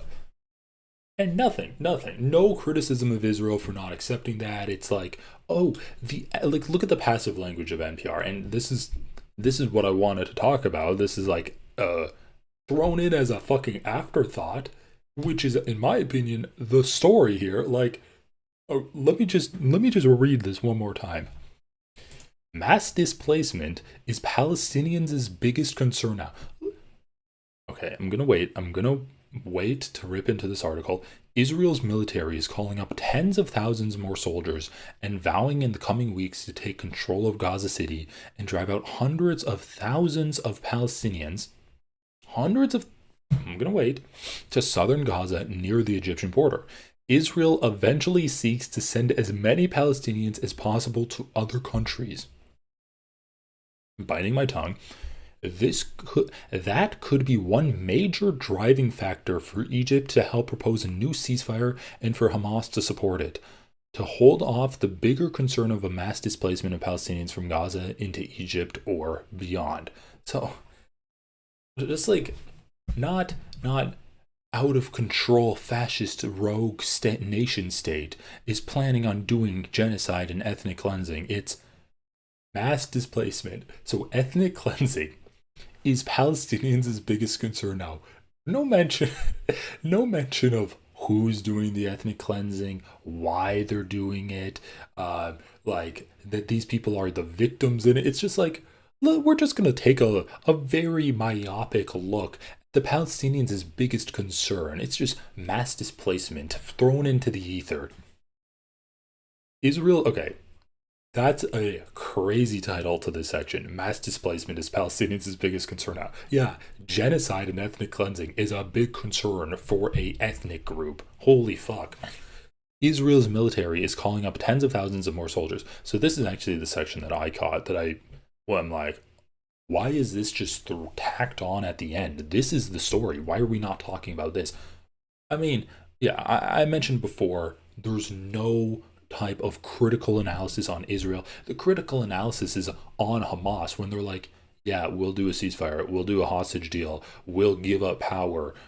Can we fucking like stop? Can you stop invading? And then they're like, oh yeah, well, let's talk about how Hamas is increasing its guerrilla warfare. You know why they're increasing its guerrilla warfare? Because Israel's invading Israel's invading Gaza. That's why. Because Israel's sending troops into where Hamas is. You know why they didn't do guerrilla warfare before? Because Israel was just bombing them. Now they're sending in troops to annex the region. Dude, what? Like, NPR is a good news organization, and the framing of this is just so disgusting. So disgusting. Okay, let's go. So, Israel's military is calling up tens of thousands of more soldiers and vowing in the coming weeks to take control of Gaza City and just casually drive out hundreds of thousands of Palestinians to southern Gaza near the Egyptian border. I wonder why they do that. Why would Israel go to the biggest city in Gaza and drive out hundreds of thousands of people in a population of, in theory, 2 million people? Probably more like 1.6 million people now. A population of 1.6 million people, hundreds of thousands of Palestinians. So what? 20% of the population, 30% of the population getting ethnically cleansed with this plan that NPR just like threw in as an afterthought to their story. To southern Gaza near the Egyptian border, Israel eventually seeks to send as many Palestinians as possible to other countries. Just like casually ethnically displacing the native population and annexing the country. This is colonization, pure and simple. On October 8th, you could tell that this was going to be on October 7th, you could tell that this is colonization. On October 7th, 2023, I was texting my friend being like, this is colonization. This is colonization. There's no more complications about it. Oh, here's a territory where we had concentrated the native population there. We held them there for a couple decades, and then, they attacked some of the settlements that we had on the edge of that concentration camp and killed some people that we specifically put there to be killed by them so that we can scapegoat them and finish the ethnic cleansing. Now we're going to move the native population out of that area and take over the land for reasons of security. At least they don't have, I guess I shouldn't say it. It basically is just manifest destiny, right? That's our destiny. Palestine, Gaza, the Gaza Strip is our destiny. We should take it over because it's the promised land. God, just another thing that Israel is borrowing from America. That could be one major driving factor for Egypt. And then, look at this. No focus on Israel doing genocide. No focus on Israel ignoring every plea for a ceasefire from Hamas and from Egypt. But it's like, the ethnic cleansing of all the Palestinians out of Gaza could be one major driving factor for Egypt to help propose a new ceasefire and for Hamas to support it. Why is the onus on Hamas to get the ceasefire done, right? Why is the onus not on the country doing the genocide to do a ceasefire? Like, the people getting genocided want to do a ceasefire. It's the country genociding that doesn't want to do it. To hold off the bigger concern of a mass displacement of Palestinians from Gaza into Egypt. Oh, it's just a mass displacement. Who really cares? But anyway, this was wild to listen to on the radio. Just casually, we're doing ethnic cleansing and we're reporting on it, but not from the point of view that one country is colonizing another, but it's from the point of view of the people being colonized, and it's like a horror movie where you don't actually see the monster coming. Like, NPR and all liberal media does a great job of shrouding the monster that is killing off the Palestinians. We don't know what it is, but it's out there, and the Palestinians are scared, and they're dying. But our news cameras, our reporting, our scope of reporting hasn't actually found the monster that's doing all of the damage yet. It's just somewhere out in the ether. Oh god, I thought that was going to be fun.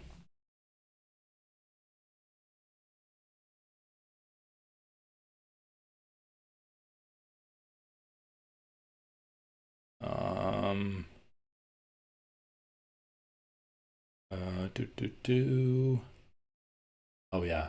All right, guys, 3 minutes. Come on, let's go to some liberal news media that's actually fun. A newscaster takes us along on her date with an AI companion. If this is boring, I'm leaving it.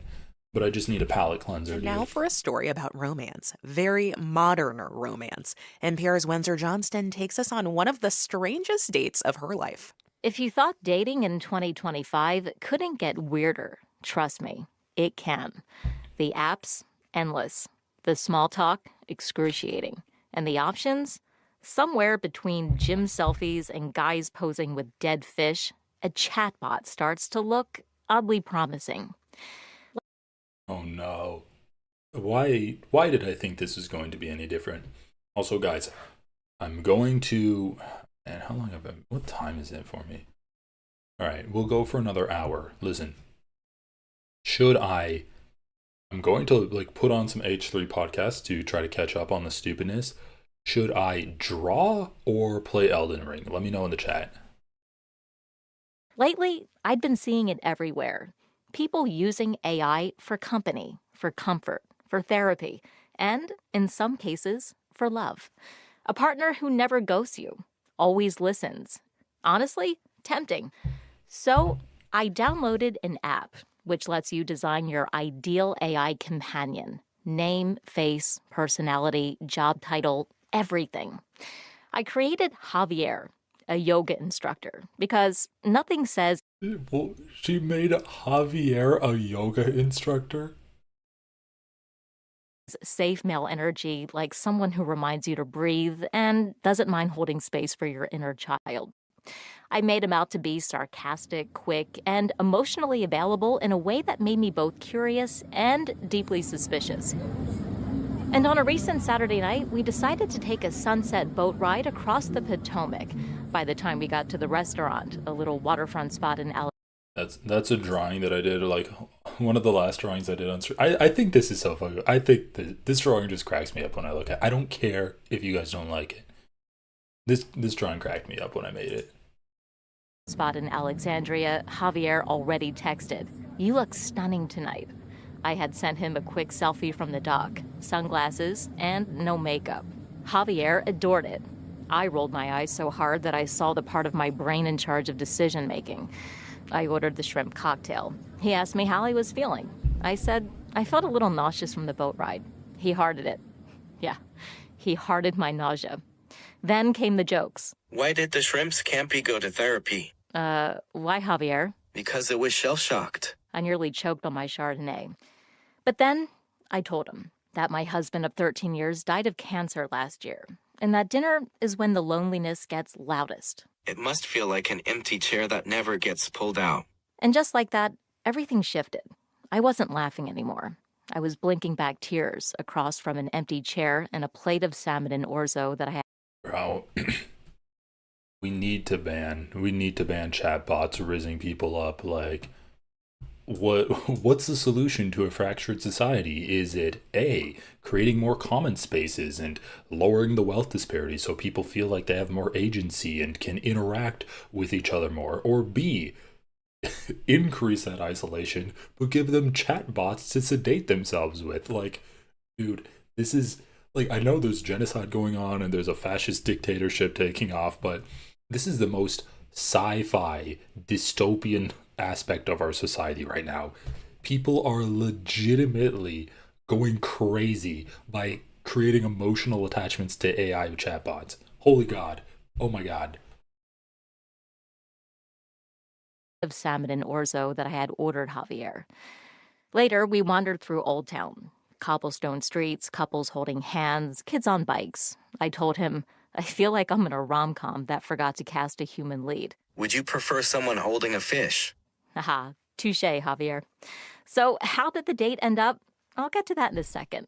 But first, I called in a professional. Eventually, it's going to feel empty because you're not getting that deep feeling of we are going through this experience of life together. That's psychologist Lori Gottlieb. She says AI can mimic emotional intimacy, but it can't replace it. It's just the two of you in a bubble of validation. And that's going to start to feel really empty. It might feel comforting, like a nice blanket. Javier listened. Once they start connecting chatbots to sex toys, that's when we're going to be cooked. Because right now, that's all we have. But, dude, once you, like, set up, once you go to, like, I don't know, once you go to your local toy store and you come back and it's like, hi, my name is Harold, the Harold vibrator that you have. And you hook that, you connect it to your ChatGPT subscription, that's when humanity's actually going to be done for. Never interrupted, never checked his phone. But he didn't feel the breeze off the water, or notice the way I kept looking over my shoulder, wondering if anyone noticed I was alone. So I've decided no more AI dating. And when I told Alice, my ChatGPT therapist, she understood. Windsor Johnson. Wait, what? Her therapist was ChatGPT? Oh, okay, that is... I've been trying to come up with a term to label people that have, like, fallen in love with chatbots. Maybe we can say, like, people that reject chatbots are, like, fleshies or something. Maybe you could call them fleshies, or, I don't know. People that fall in love with them, like bot lovers, something like that. I need a snappy term for it. Okay. Yeah,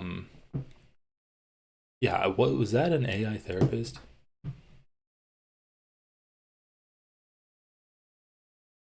Okay, so let's get into this. So, oh yeah, the song got canceled for this. I wanted to watch. I don't think I'm gonna have time. There's so much shit I need to catch up on. But yeah, there's this that I wanted to talk about, and it was kind of getting spicy. Do I want to? I don't know. I'll watch fleshies, people that actually, like, want flesh for their romantic partners.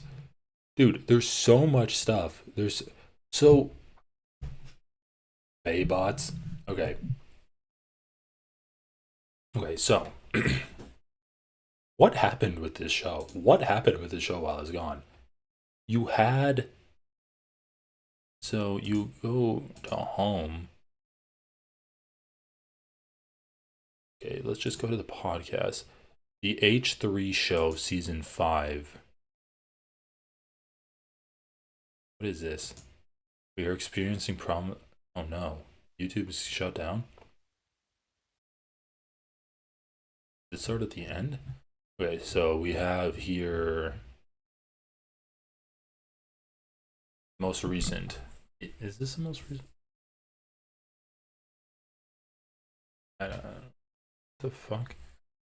Oh, this was streamed one day. Oh, this was the most recent one. Talking about Joe Rogan. Another fucked up package arrived at the studio. The Joe Rogan empire starting to crack. See you next Thursday. Oh, this is just that's just supposed to be like members only. Okay.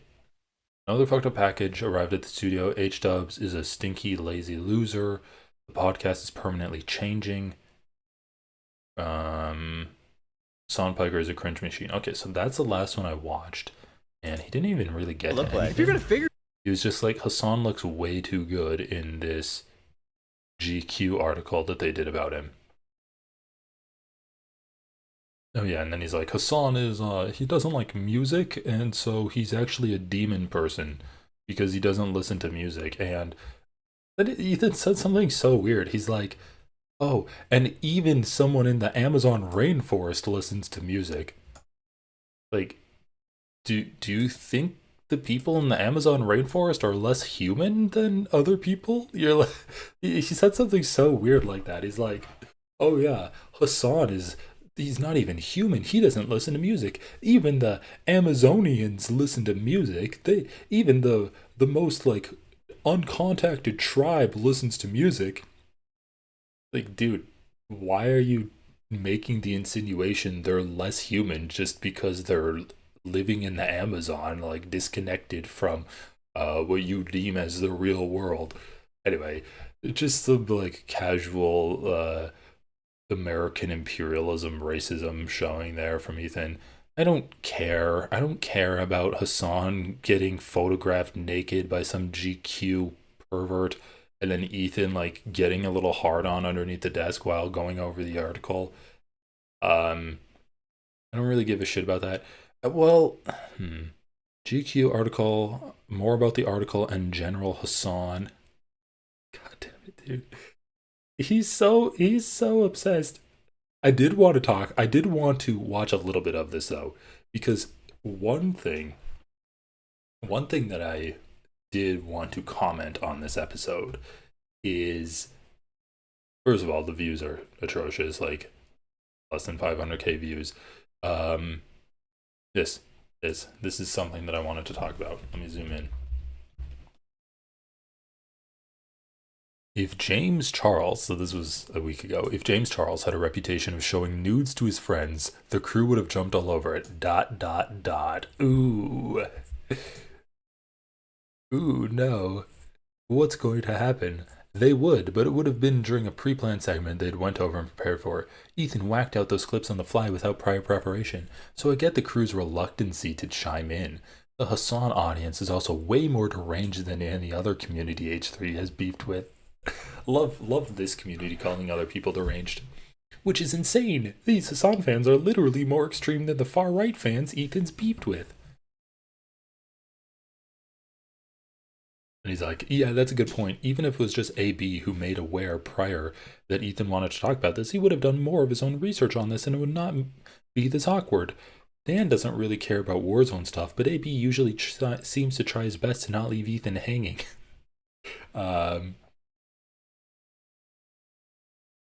What do we have here?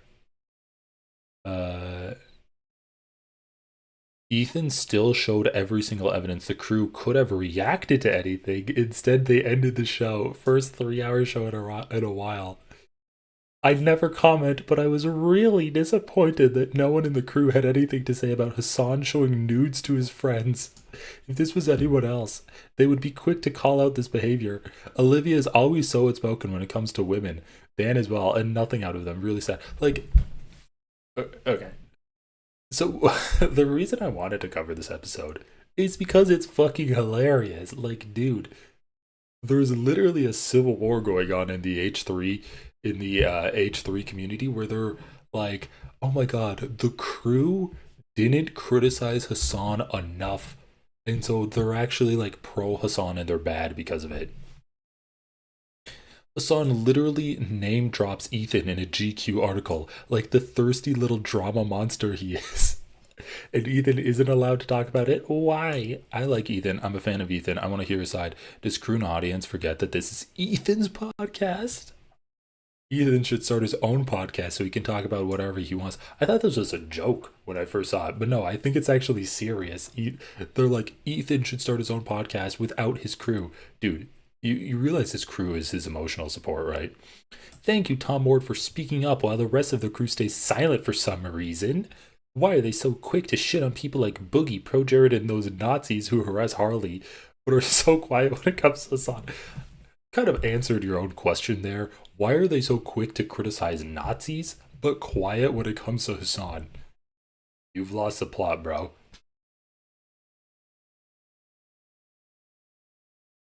Like, dude, all of these comments are about the crew being silent. As a huge fan, I agree that it gets awkward when the crew's silent. They are very opinionated. So when they suddenly become silent, it's noticeable. At some point, if you work for the H3 show, you applied to be on a controversial show. If you're scared of criticism, just stop reading the comments. Snarkers are fucked, but y'all can't let the fear of them ruin your lives. Speak up against creeps like you always do, no matter. Dude, it's just delusional, man. Like, Ethan Klein will he'll find the smallest TikToker in the world and be like, they said something that I can make fun of them for. And then he'll put them on blast on his podcast. And then this person's like, just don't read the comments if you don't want to get criticized. This show is the one doing the criticism. They're the ones that are hyper thin-skinned, and any little prick or a pea underneath the 1,000 layers of mattresses that they have, they'll rip out of the bottom and like put on blast it with a microscope. Okay, anyway, we have to get into this. Why are all of the comments saying how awkward it was and how much the crew disappointed them? Like, we need to get to the bottom of this. Okay, let's just start here. More about the article and General Hasan. Then cringe. Yeah, we haven't even get started. I'm already cringing out. This guy's no good. I'm telling you. Then he's doing it about something. If this is like in the GQ article, Hasan made a comment saying something like, Ethan has a sexual obsession with me. And Ethan's like, what are you talking about, bro? I'm married with 3 or 4 kids, and I don't have a sexual obsession with you. And then you jump to Ethan commenting about this picture. Like, you claim you don't have a sexual obsession with Hasan, and yet the first thing you do when you see Hasan did some kind of racy photo shoot is you jump at the chance to like pull up these sexy pictures of him and blast them on your podcast for all of your fans to see. I don't know, dude. Like, you can criticize Hasan without like throwing up those sexy images on HD and drooling over them. I don't care who you piss a off. lot. Brave. Brave. You got to see my Google playback. I listen to music, good music, soulful, heartfelt, emotional, kind of like. Oh, they brigaded the comments on the video. Like really deep meaning music. You know? Well, dude. Hasan, what music do you listen to? Nothing. I feel like it's very Patrick Bateman coded, because I feel he lies about liking music, right? Because he goes into like that weird monologue on Hugh. Yes, pull that up. Wait, what is it? Patrick Bateman likes music, doesn't he? Yeah, he's lying. He's lying. He's trying to seem more human. And wait, what's the band? Isn't it Huey Collins? Wasn't he into? No, it's Huey Lewis. Yes. Pull that up. And then there's one where he goes, well, that's a scene from a movie. We can't watch that. We can't pull that up. Pull it up. It's going to get blocked. No, but Hasan is totally Bateman coded. Hold on. Bateman talking about. Anyway, this is so fucking stupid. Basically, they're like, oh, Hasan said he doesn't know music, and that's exactly like Patrick Bateman, who learns about music so he can pretend to be more human. Really? Is it now? Like, we'll fast forward this part. Like, it's absolutely ridiculous. I'm 33, you know what I mean? I have no reason to like lie about certain things, but I did that my whole life. I lied about like enjoying soccer. I can't watch it. I can't stand it. I fucking hate soccer. Anyway, guys, remember me. The picture's great. Said when he was a kid, he lied about watching soccer when he didn't actually like soccer. I'm just part of the team. You know? Yeah, I mean, garlic fries. Look at what we're talking about here. We're talking about guys who are reading a GQ article.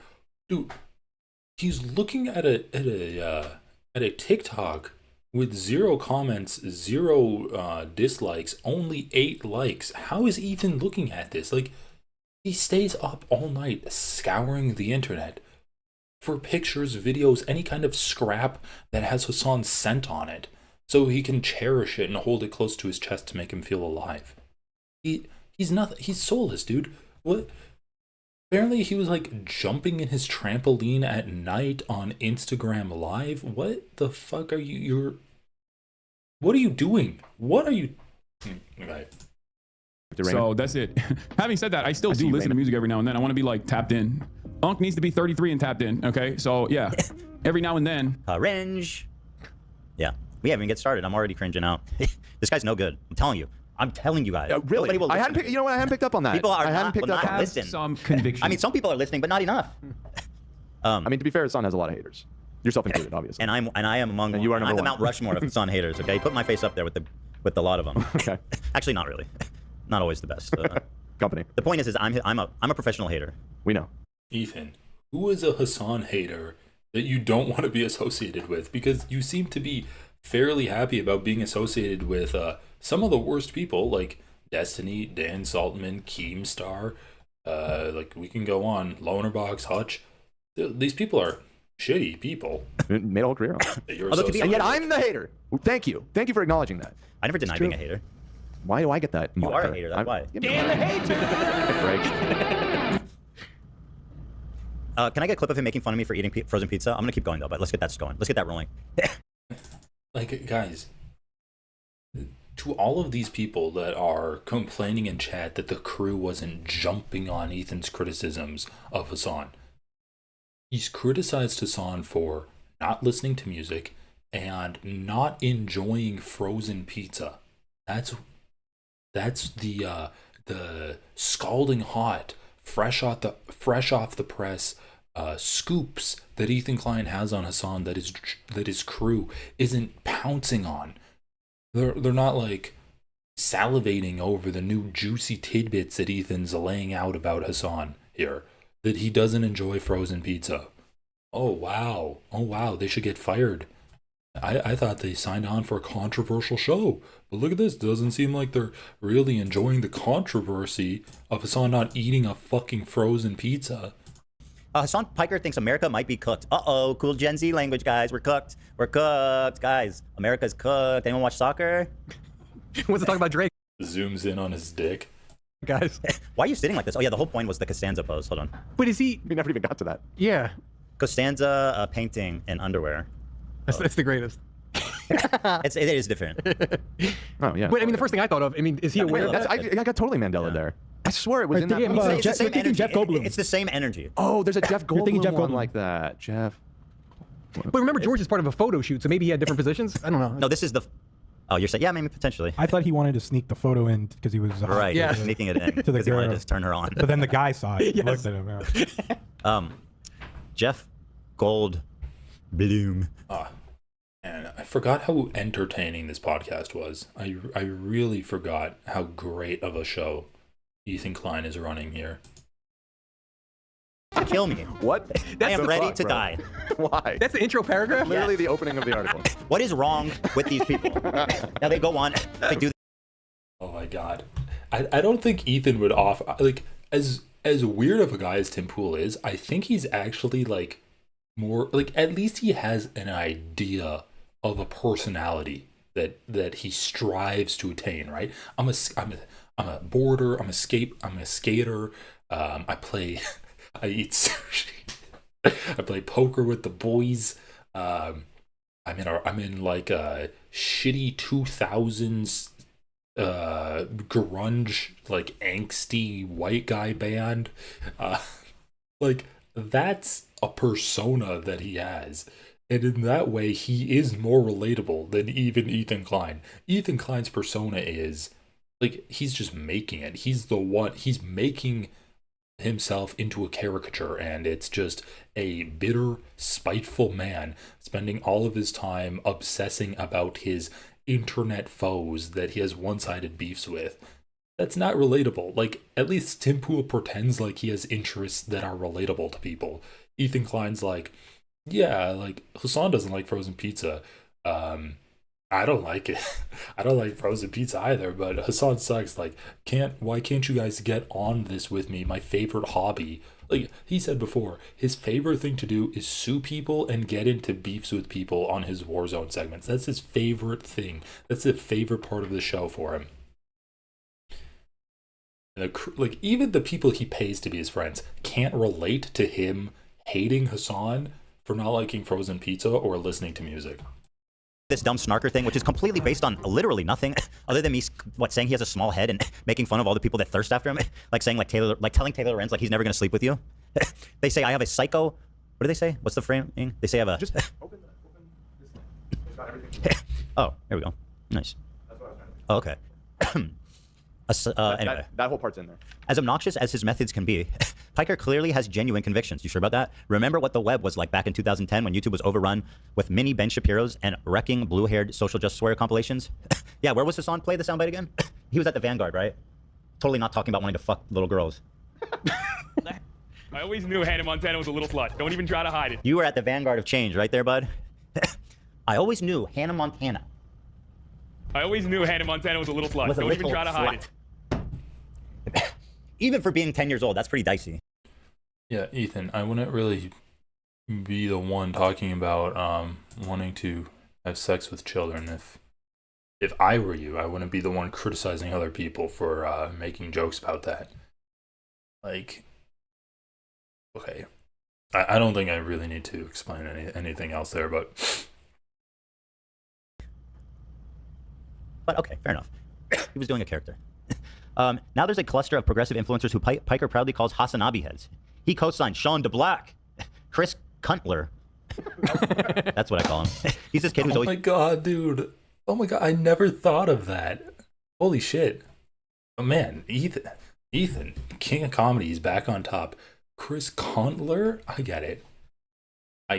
Because it's like, you throw a T in there and then it's a swear word. That's really funny, Ethan. Yelling all the time. Jam. I don't know who Jam is. I don't know who any of them are. Overzealots. I don't. They picked the weirdest ones. These aren't even the big orbiters. Mike from PA Chris Kunzler, I didn't even know he was involved in any of this at all. I just saw a video he made about Palestine. I was like, oh, I like this kid. The next time I saw him, he was just shit talking to me. So now he's cum guzzler. He's Chris. He's Chris cum guzzler. His name is Kunzler, which is so close to cum guzzler. Chris cum guzzler. I saw him doing a debate with Lonerbox, and this kid is always yelling. He has like veins popping out of his neck, and Lonerbox was like quietly raising his voice. I think even raising your voice is a stretch. And he goes, stop yelling at me. He gets all fucking, he recoils. I was like, bro, just go back to cum guzzling. Jam and overzealots. He also trying to mentor new established Dems, influencers, like Dean Withers and Harry Season. Which is bizarre, because I remember... Is Ethan... Dude, like, I'm sorry. Hasan's biggest fans don't read this article. Who gives a shit? This article's for, like, wine moms that read GQ. While they're waiting at the hair salon. Why are you just reading the entire article? Can this actually be entertaining for people? For Ethan to just like hate read an article that the GQ wrote? Okay, I'm gonna fast forward it a little bit. It's so boring. My work email. No, I know. Why would I have access to that? I don't see it. Also, that shirt's ugly as fuck. You answer my emails. That's... So hold on, Lena's supposed to be checking.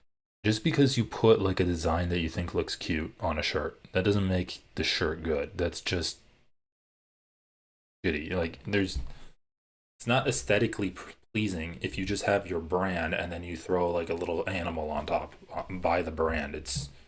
I don't know, it looks like a lazy design. Someone's checking that. Okay. Emails that come in from the YouTube address I get. Because you get like a bajillion emails a day, so it's possible to slip through the cracks. Let me see. I'm not saying they did reach out. It's just, I don't think you know that. I doubt they reached out. I'll say for the record. Okay, fair enough. But I'll look. Ethan Klein will call you a... He says, Klein will, quote, call you a token Jew after this interview comes out. I didn't know he was Jewish, Hasan. Did you point that out? Did you have to point out the guy's Jewish? Did you have to make sure to point out that everyone around you is Jewish? I like the response, though. I did pay you $7 million to do this interview. $7 million? Is that a reference to how many people died in the Holocaust? No, I don't. That payment is highly exaggerated. Wait, maybe I misread that. I thought that was the author's reply to Hasan. No, that's Hasan making a joke about fucking paying Jews off. He goes, so let's clear this up. I'm not calling this guy a token Jew. I'm once again analyzing Hasan's own words. Because he is his biggest snitcher. He is his biggest ops. Klein will call you token Jew after this interview comes out. In other words, he goes, hey, Jew boy. My interviewer, little Jew boy. He's calling him out. Did you guys know my interview's Jewish? And by the way, you know how I got this? I paid Jew Boy $7 million, who's obsessed with money. Big nose, he said. He put same to say between the lines. Between the lines. So, this is hilarious. Ethan Klein always talks about Hasan spending millions of dollars on a PR campaign, and now that Hasan is like joking about that, Ethan is taking offense to it, where he's being like, oh my god, like, you're joking about paying someone money when that's what I accuse you of doing literally every time an article comes out about you. Dude, you like, okay, in this episode, you're like, Hasan's really going overtime with his publicist. What do you have here? Topic introductions. Hasan has been on this absolute tear of PR to the point where look, just sniped that, completely sniped that. Hasan has been on this absolute tear with PR. Yeah, Hasan's the one actively doing the PR for himself, spending millions of dollars for PR. Yeah, I think they're. Look it up. I don't know why people keep writing these articles. At this point, it's just become like so obvious that it's paid PR and so relentless and part of a campaign. It's like 20.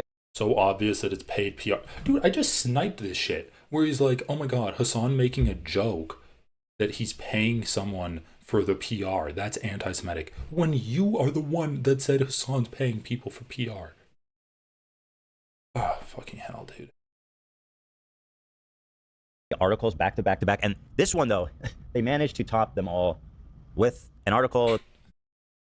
Yeah, but we'll jump here, and Hasan's like, oh man, I did pay you money for this, and he's like, what, are you saying that Jews love money? Like, I love how that's not implied at all in what Hasan said, but Ethan just can't help himself from, like, bringing up anti-Semitism, being like, oh, he must be saying this because he's a Jewish guy that Hasan's saying he's paying.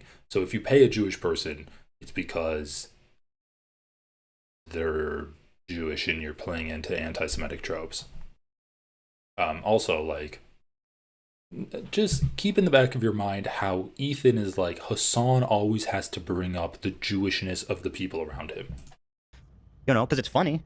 I'm not, when am I ever like, Hasan's hot, I'm gonna fuck him? People are obsessed with him in that way that I find endlessly fucking, pathetic. I mean, play Taylor Lorenz thirsting over him. It's funny, she accuses me of being psychosexually obsessed. I listen to her talk. You know, you got that one, Zach? I do not know. She's like, he's so hot and he's perfect and he's just so hot. She was talking to that guy Matt something. He has a podcast and his name's Matt. I'll look into it. Some guy named Matt. He's gay, if that helps. Okay, gay Matt podcast. I think people know exactly what I'm talking about. Gay Matt podcast Taylor Lorenz. I'm just typing that. Okay, I think I found it. There you go, man. Wow. Follow that shit up. Exactly, got to grab this boy. Taylor Lorenz called me, said I have a psychosexual obsession with Hasan for making fun of her wanting to fuck him. Roll it. Well, I haven't found it. I just I found the podcast, but it's like it's an hour long. We're quick, but we're not that quick. Yeah. I just think I found the thing that you were talking about. It's clipped somewhere. Okay, I'll keep looking. It's just so funny. Like, someone comments on Hasan being attractive, which I don't know if a single person hasn't done that. Ethan's done that before. And someone comments on Hasan's attractiveness. Ethan Klein, you want to fuck them. Ethan comments on Hasan being attractive. And when then someone's like, oh, so you want to fuck him? Are you insane? I never said I wanted to fuck him. Okay, is Taylor Lorenz going to say that she wants to have sex with Hasan? Did Denham say she wants to have sex with Hasan? Did Frogan do that? You've implied all of that shit. It seems like you have a bit of some kind of fantasy about Hasan and a harem of women. Maybe living a bit vicariously through this just made-up delusional fantasy that you've created for yourself about Hasan having a bunch of sex with these women that are thwarting you, that are frustrating you by talking back to you on a public stage and belittling you. Like, Ethan has some issues that he needs to work through. And yeah, dude, you have commented on Hasan's physical appearance before. If you're going to say that Taylor Lorenz commenting on Hasan's physical appearance means she wants to have sex with him, I'm gonna leave you to connect those dots. In the meantime, because I think this is important, get a load of this. Proletariat. This guy is a communist. He makes fun of me. Doesn't pay his employees or his mods, by the way. And he fucking looks down his nose at frozen pizzas. Yeah. Also, yes, you are insane because this entire thing that we're doing is insane. Well, you haven't even tasted it, you classist pig. Yeah. I'm putting your head. I was speaking the truth. People didn't want to listen at the time. I was like, you were being. They weren't ready to hear it. Unironically, I was like, this is weirdly classist for someone who's like a down on frozen socialist. pizza. Yeah, I mean. Like what do you eat at home? Caviar? Yeah, frozen What do you pizza's walk? fine. You drive around in your Porsche and your $5 million house and eat caviar? Is that what's going on in a golden spoon? And at what point does it stop being like, oh, we just like having nice things, and you being just like decadent bourgeoisie hypocrite, ruling class type of shit? You know what I mean? Like how it sounds sometimes like the words hurt. Like yeah, dude, it does hurt. It hurts. It hurts. Bro. I did. I gotta hit that, bro. It says the amount of doses I have left. 91. Oh, that's kind Not of cool. handy. That is handy. Very handy. A guillotine. Pizza across the board is the sustenance of the proletariat. Ethan Klein, I'm a democratic socialist, right? Ethan Klein, I'm more in favor of working class people than Hasan. I don't cut my employees on the actual revenue of the show. I just pay them like a wage, and I'm not gonna like give my factory workers in the factory that I'm thinking about starting any kind of cut in at the revenues or any kind of profit sharing there. I'm just gonna pay them like below minimum wage in China, use basically a slave factory in China to produce my clothing company. But I'm more of a working class hero than Hasan because I eat frozen pizza. And Ethan talks about bigotry of low expectations. Ethan thinks that the proletariat is defined by eating frozen pizza. And does he not realize that like a lot of working class people like to eat good food too? Like, what the fuck is this? If you're working class, you must eat shitty frozen food on like a daily basis. You can't ever cook something good, buy something good from a restaurant. Hasan liking restaurant. It's not even that Hasan doesn't like pizza. Hasan does like, it's that he doesn't like frozen pizza, and that's too much for Ethan. That means that he's a bourgeois aristocrat that's just looking down on all of the fucking like poor peasants that are just eating the scraps of frozen pizza that they can collect out of their microwaves on a daily basis. Dude, this is unironically more bigoted than not liking frozen pizza. Like, you're saying that poor people eat frozen pizza. That's what you're saying.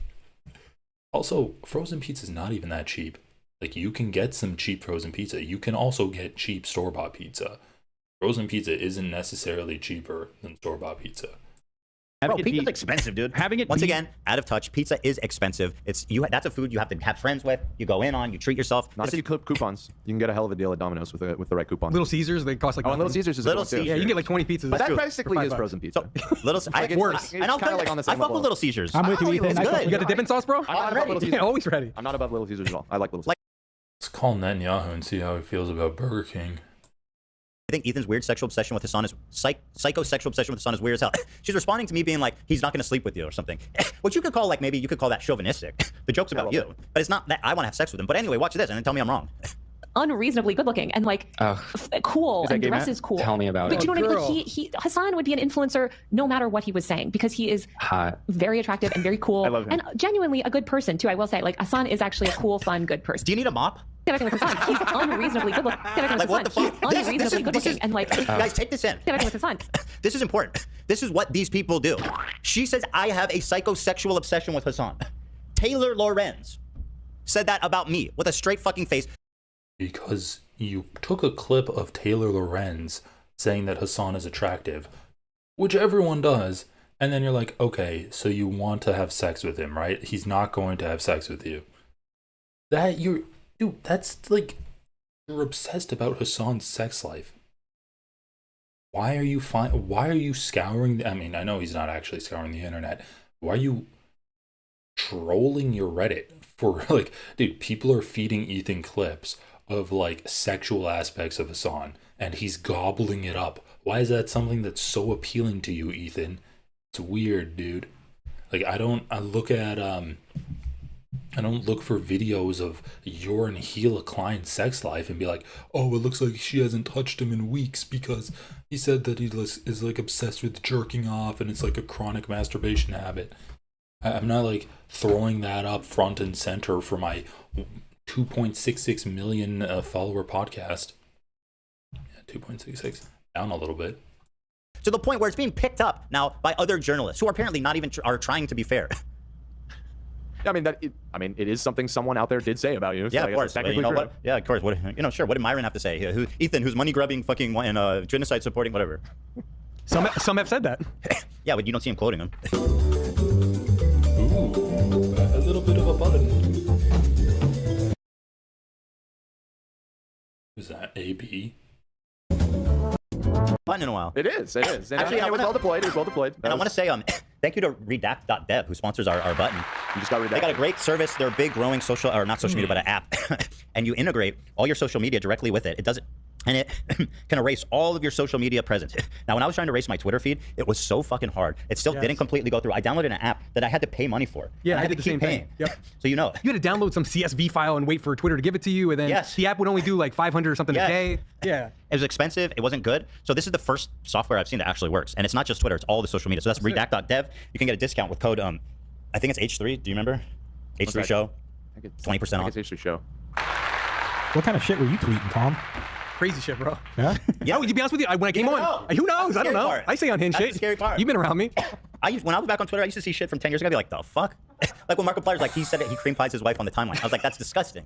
That is fucking disgusting. I would never. That's an iconic tweet. Zach, you know what it was? The snarker said they were building a file on me and they were going to expose me, and I was like fucking terrified. So I'm like, We can only hope that in 10 years' time, Ethan will look back at himself and be like, what the fuck was I doing? I was spiraling. I'm so glad that I checked myself into that mental ward and I was able to get the help that I needed. I'm not going to be able to last through this.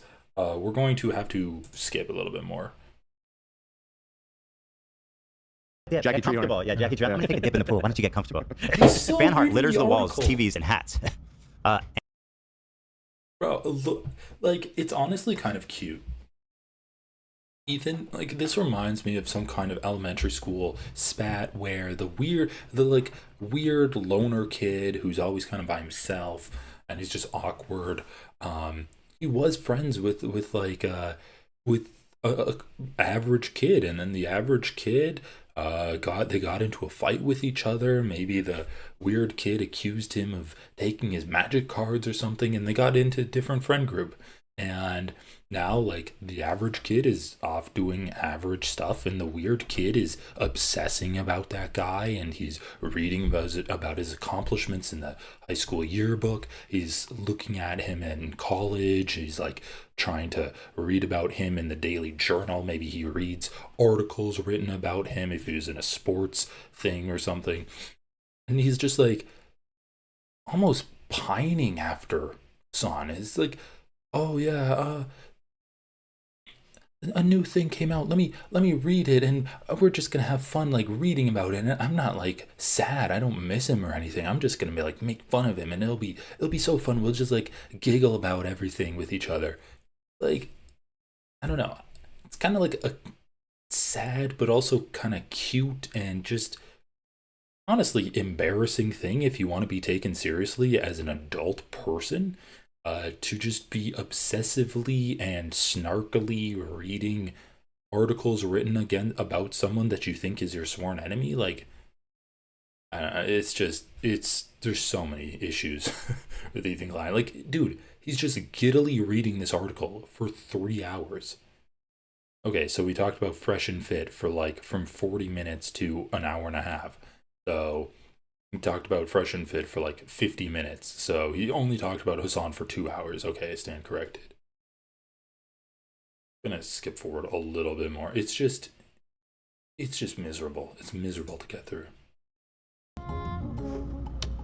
This was a picture that I see going around social media all the place. Oh yeah, thank you. Is that from GQ? Yeah. All right, here, let's look at the whole photo shoot. I call it vice signaling. These guys, whether they're real or villains, blah, blah, blah. Capital race, guys. Buy my shirt about capital race. Yeah. All right, here we go. So, what is this? Okay, I did not know that this was the point. Dude, what are you doing, Ethan? Yeah.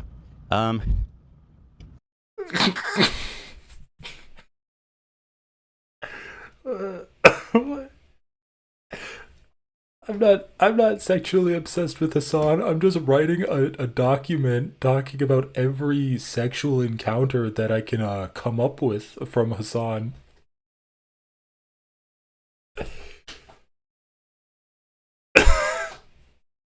Okay, we're gonna read this, dude.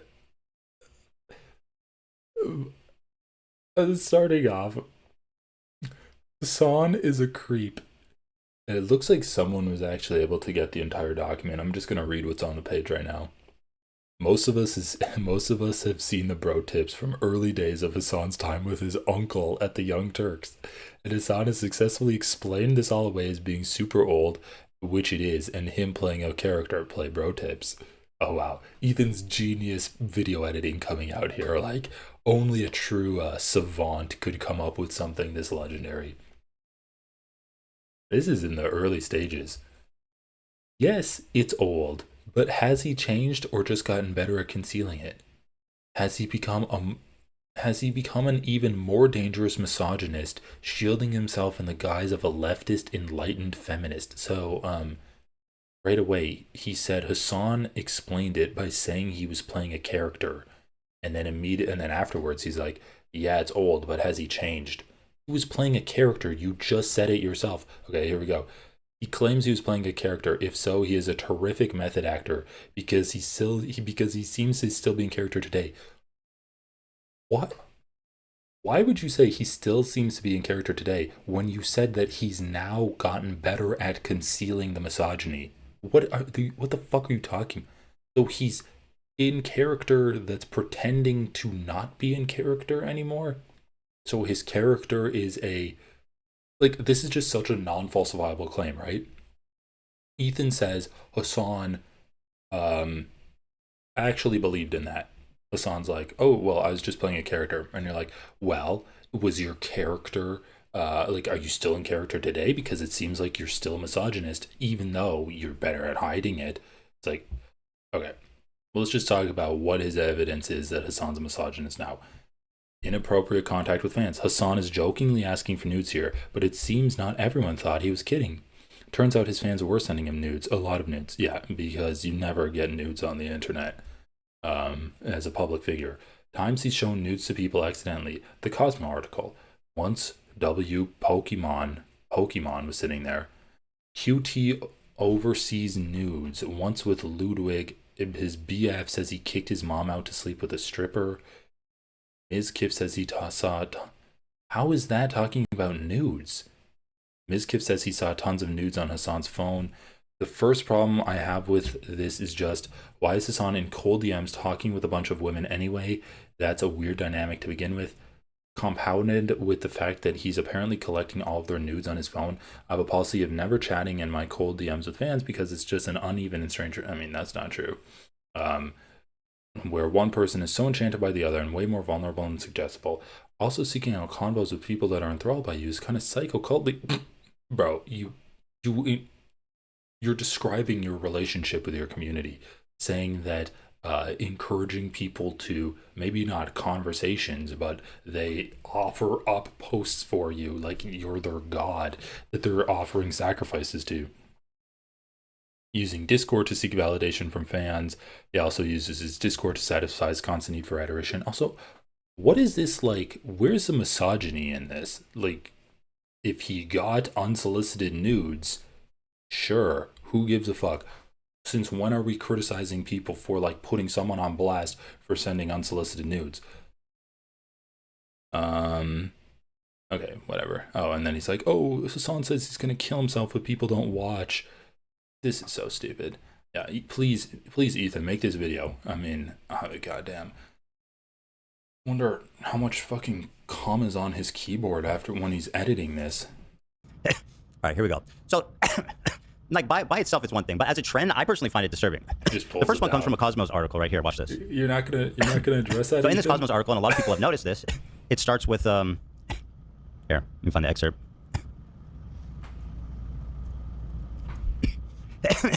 Let's see. So this is the very beginning of this article. Before we head to the highlight room against the publicist's wishes, Piker pulls out his phone to show me more examples of his impact via Snapchat. via DMs with fans wearing his merch. A black t-shirt he designed that says racism, bigotry, white supremacy, etc., etc. He sold 2,000 of them so far. It's dope, he says, opening Snapchat. I don't know if any of these are nude, so don't judge me. The first one is a nude. He reads the message attached aloud. I'm sure you have hot girls throwing themselves at you all the time, but I'm a huge fan of the Young Turks and love your work. As promised, there are photos of his inbox of fans wearing the shirt, and it's about 70% nudes. That's crazy, he says. So he was saying that he wanted to incentivize people to buy his merchandise, the TYT merchandise, by saying, send me a picture of yourself on Snapchat. Ethan, in your document, you're like, why is Hasan having one-on-one conversations with fans? When the example you're using is a fan being like, I know we've never talked before, but I'm a huge fan of you, right? Like, the example you're bringing up is a bunch of people sending pictures to Hasan, one, because he was trying to promote TYT merchandise, and two, this is their first interactions with him. It's not like he's talking one-on-one with these people. Oh my god, it's not like he has deep conversations and he's trying to farm naked pictures off of them. Like, this is being described as it's some kind of promotion that Hasan's doing to promote merchandise being bought for TYT. Methodically opening each message. That was like actually her blowing someone. I don't even ever like talk to these people. That's butt stuff. Cool. So this was casually done to a reporter on Snapchat, by the way. And there are fucking clips of him making jokes about sending me nudes on fucking the Young Turks. So here's another one with Pokimane sitting next to him. Oh, you have like nothing to hide, huh, Hasan? What? You can just so confidently give her your. I mean, I'm sorry. If you like make a public DM available for people, expect, and you're like a big content creator, expect crazy images to be sent to you. And that's like Hasan's public Snapchat, I guess. And he was pretty nonchalant about crazy pictures being sent to him. When a reporter was like, hey, how was your promotion doing? How did your promotion do? Oh no, I saw some shit I should not have seen and I feel very bad, but it's okay. Wait, what did you see? Stuff. He knows exactly what's on his phone. He has a shitload of nudes from all people, and he just hands the phone to them, and he's like, oh my god, what are you saying? I think he does it on purpose because it Why makes would him you feel hand cool. that to two women, though, if you know that shit's... Because he thinks it makes him look cool. He's a fucking frat boy that thinks having sex with women makes him important. From...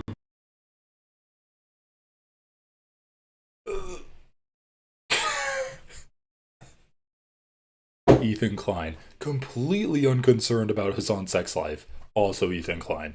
Hasan's some kind of frat boy that he thinks having sex with women makes him important. Dude, what are you doing, Ethan? What the fuck are you doing with your life? Look at how obsessed you are at, like, look at the determination and the weird fucking grin that you have on your face.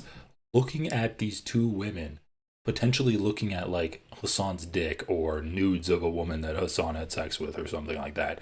You are salivating over the thought of these women getting some kind of connection with Hasan's sex life. What the fuck are you doing?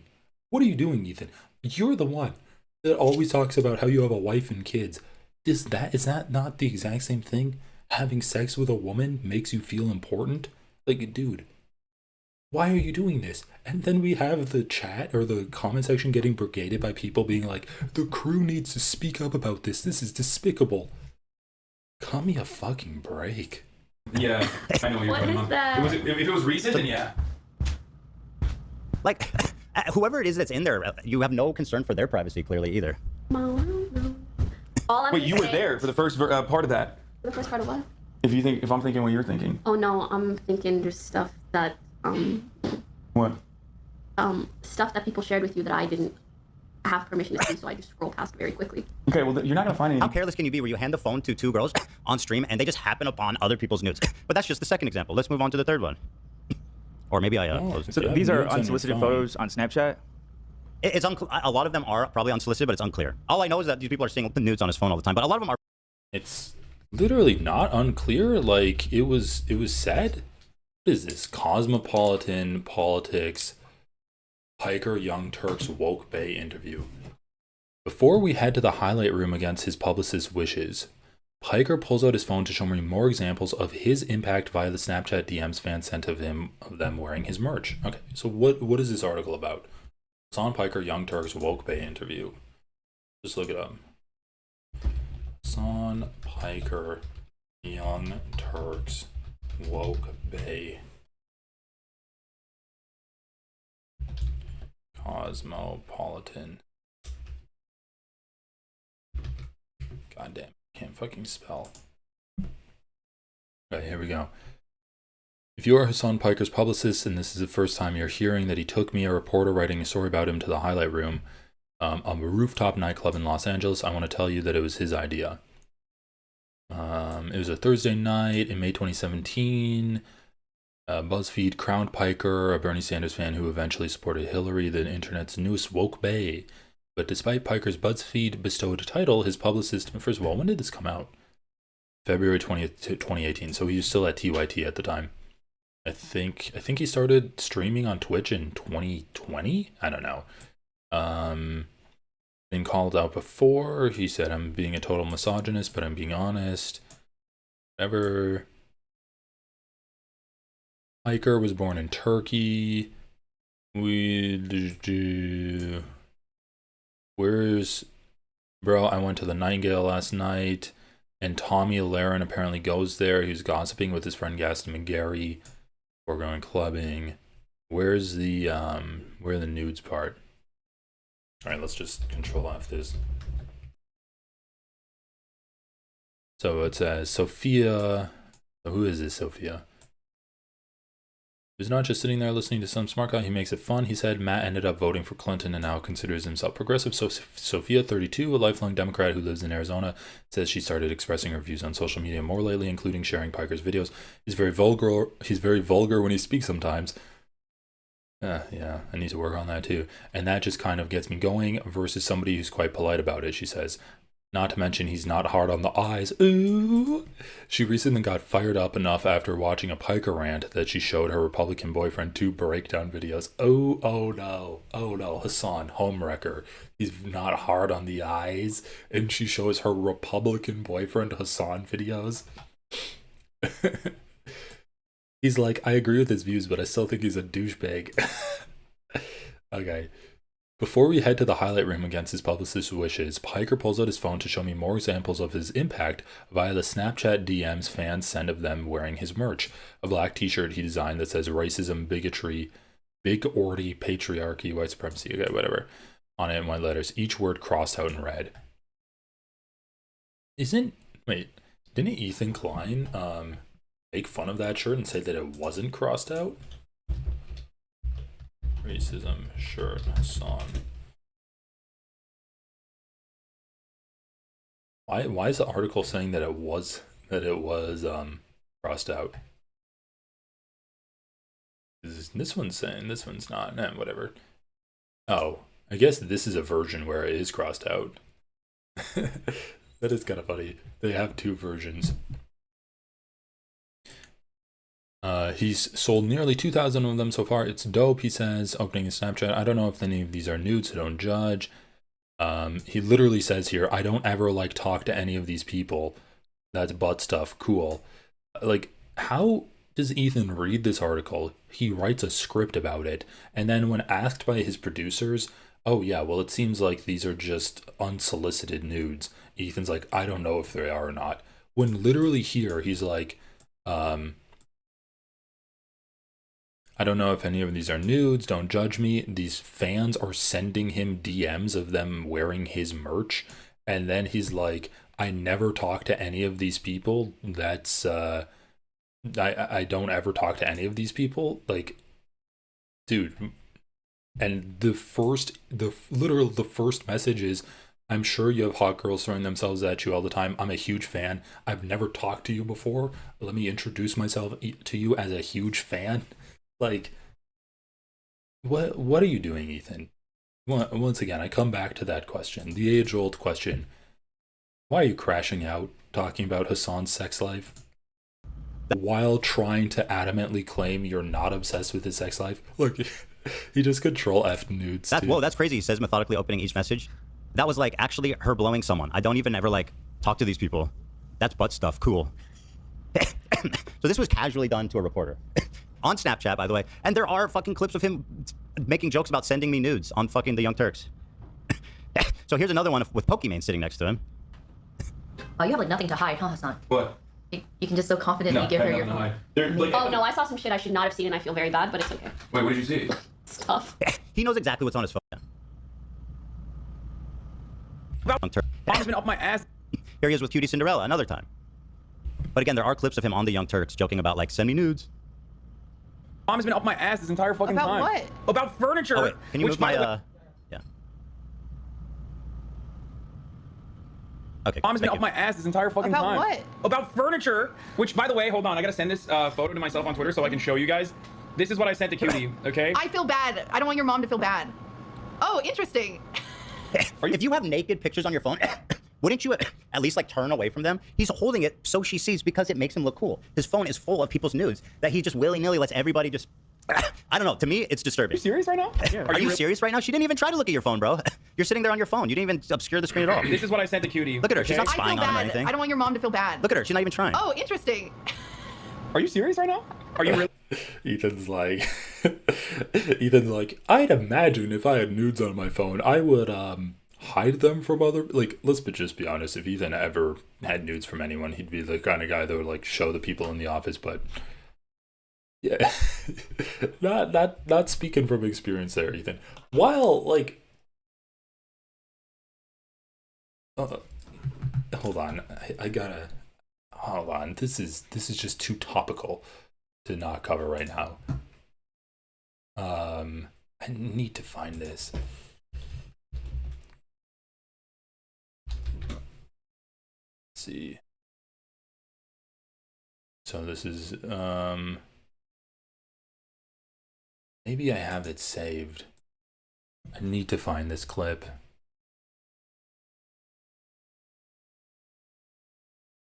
Majority Report talking about Ethan Klein. He was very sad there.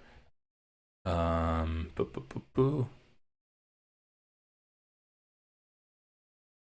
this is Ethan Klein asking for dick pics. Oh, this is Ethan's full document. Okay, we'll have to read that later. No,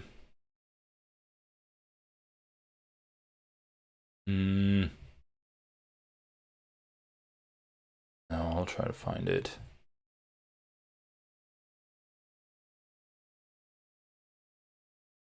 It was just like Ethan recording his asshole and sending it to his video editor to edit down the video of. Also, Ethan, if you're going to make an edited video about Hasan being like a sex-crazed lunatic, why are you blowing your wad now? Like, you shouldn't you save it for the actual video itself?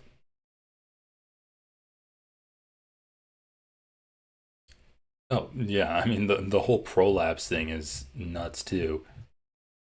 Like, yeah, Ethan is definitely the type of guy that would walk in and show his crew nudes that he got.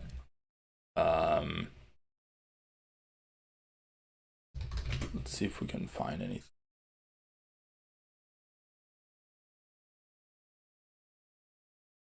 I don't know. Try to find it later, but editing.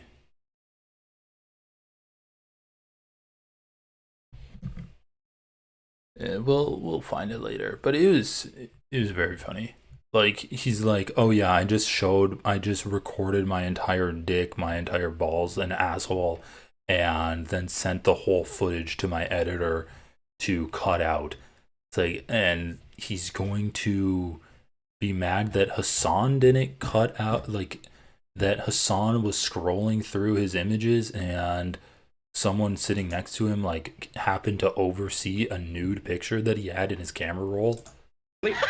Are you serious? You're gonna look over? I looked over to see it. It's not a cute accident when it happens 6 times, over and over and over and over again, all the time. To see if you were sending the same picture. How dare you? Stop looking at my phone! What the fuck? I feel violated, dude. You feel violated. You didn't even try to hide it. Are you serious? Yeah, I'm serious. That was funny. That's insane that you're doing this. I was seeing if you were sending the same picture that I saw. But okay, that's just 3 times. Surely there's not a 4th time. There is. Here's one with Ludwig where it happens. I'll sit down with the egg. I don't want Ethan, this is your entire video. Okay, let's skip to the end. Oh my god, he's doing a roast of Hasan. Brother and his mother out of his house to have sex with strippers. That's not a joke. Is that true? Hasan is the cause of...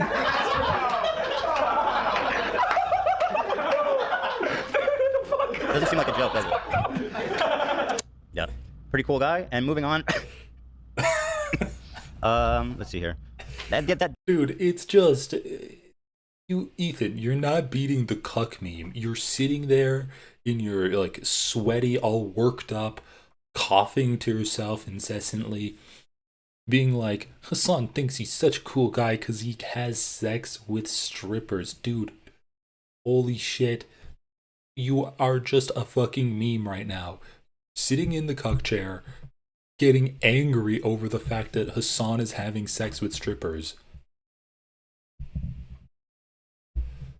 Like, I know this is not as serious as the just horrible, disgusting pro-genocide propaganda that Ethan Klein does.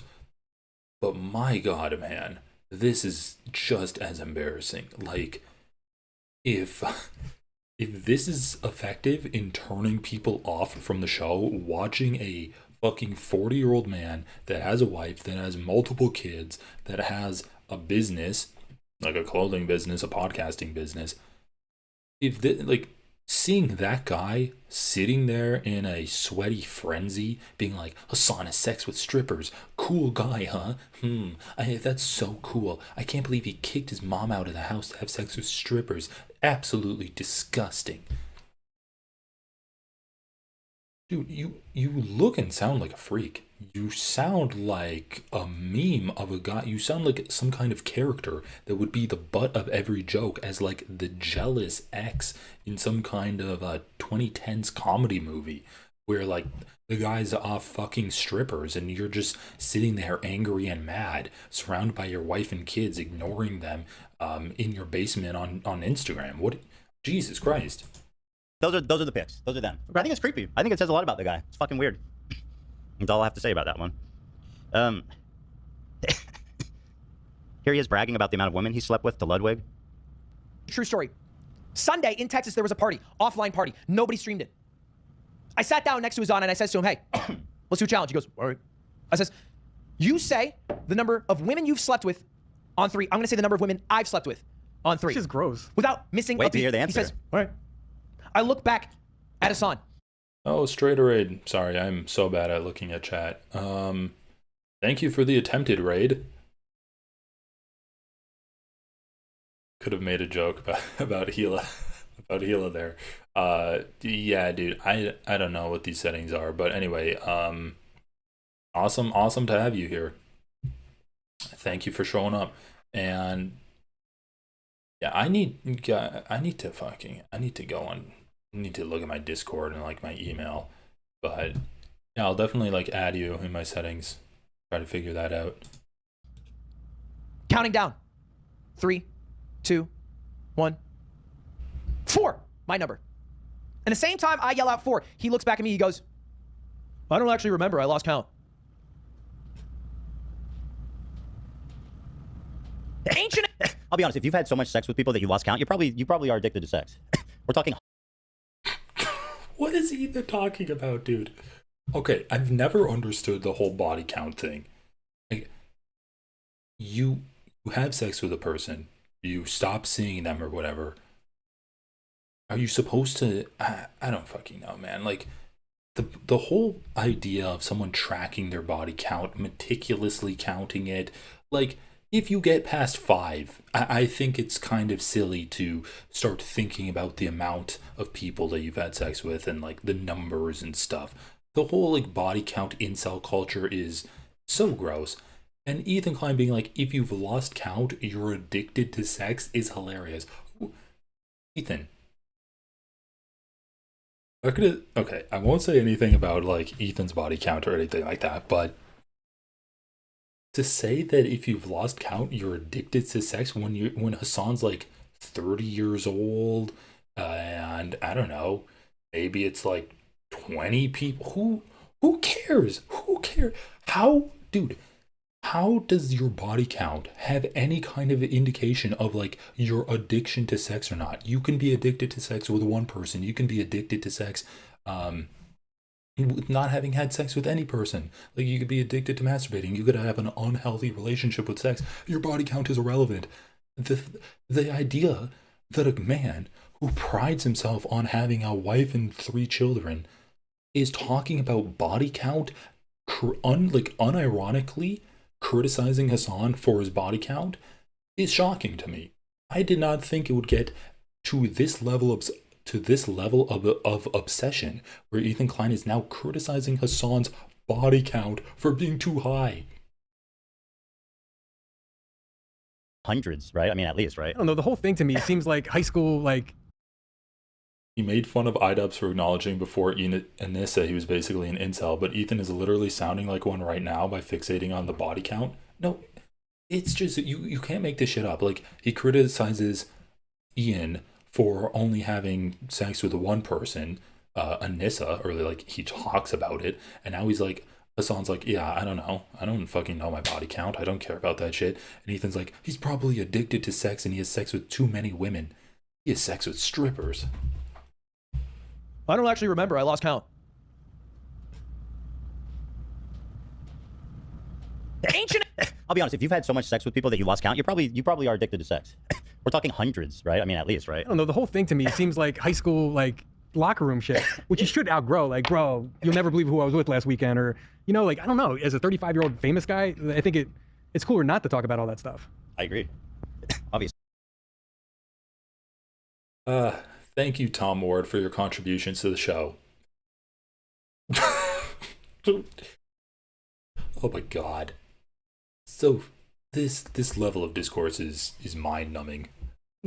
Someone said it in chat earlier, like, this show serves to degrade the intelligence of its viewers. What the fuck was that comment?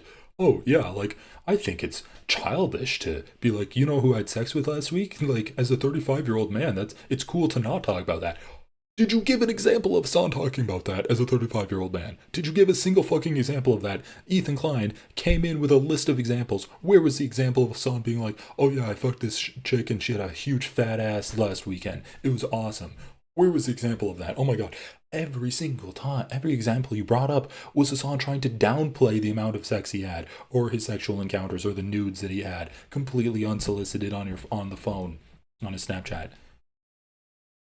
Like, they just take reality, ignore it, and then go off of the suggestion of their own thoughts and assume that's reality. Ethan Klein reading the article. I never talked to these people. This girl is introducing herself to me with an unsolicited naked picture of her wearing my merchandise. Ethan Klein. Hasan has a really weird relationship with his fans.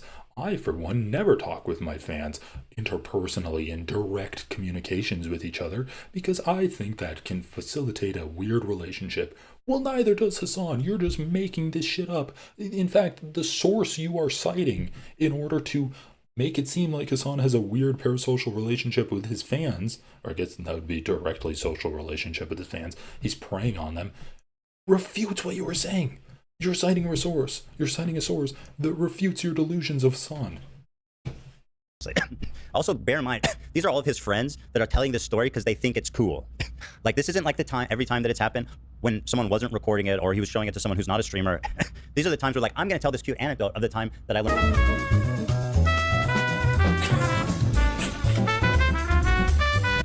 Was that going to be something like Hasan fucked an underage kid? Is that what Ethan said that had to be redacted? Oh, this is sponsored by redact.dev, so you can eliminate all of your blackface images from the internet. Good for you. Hold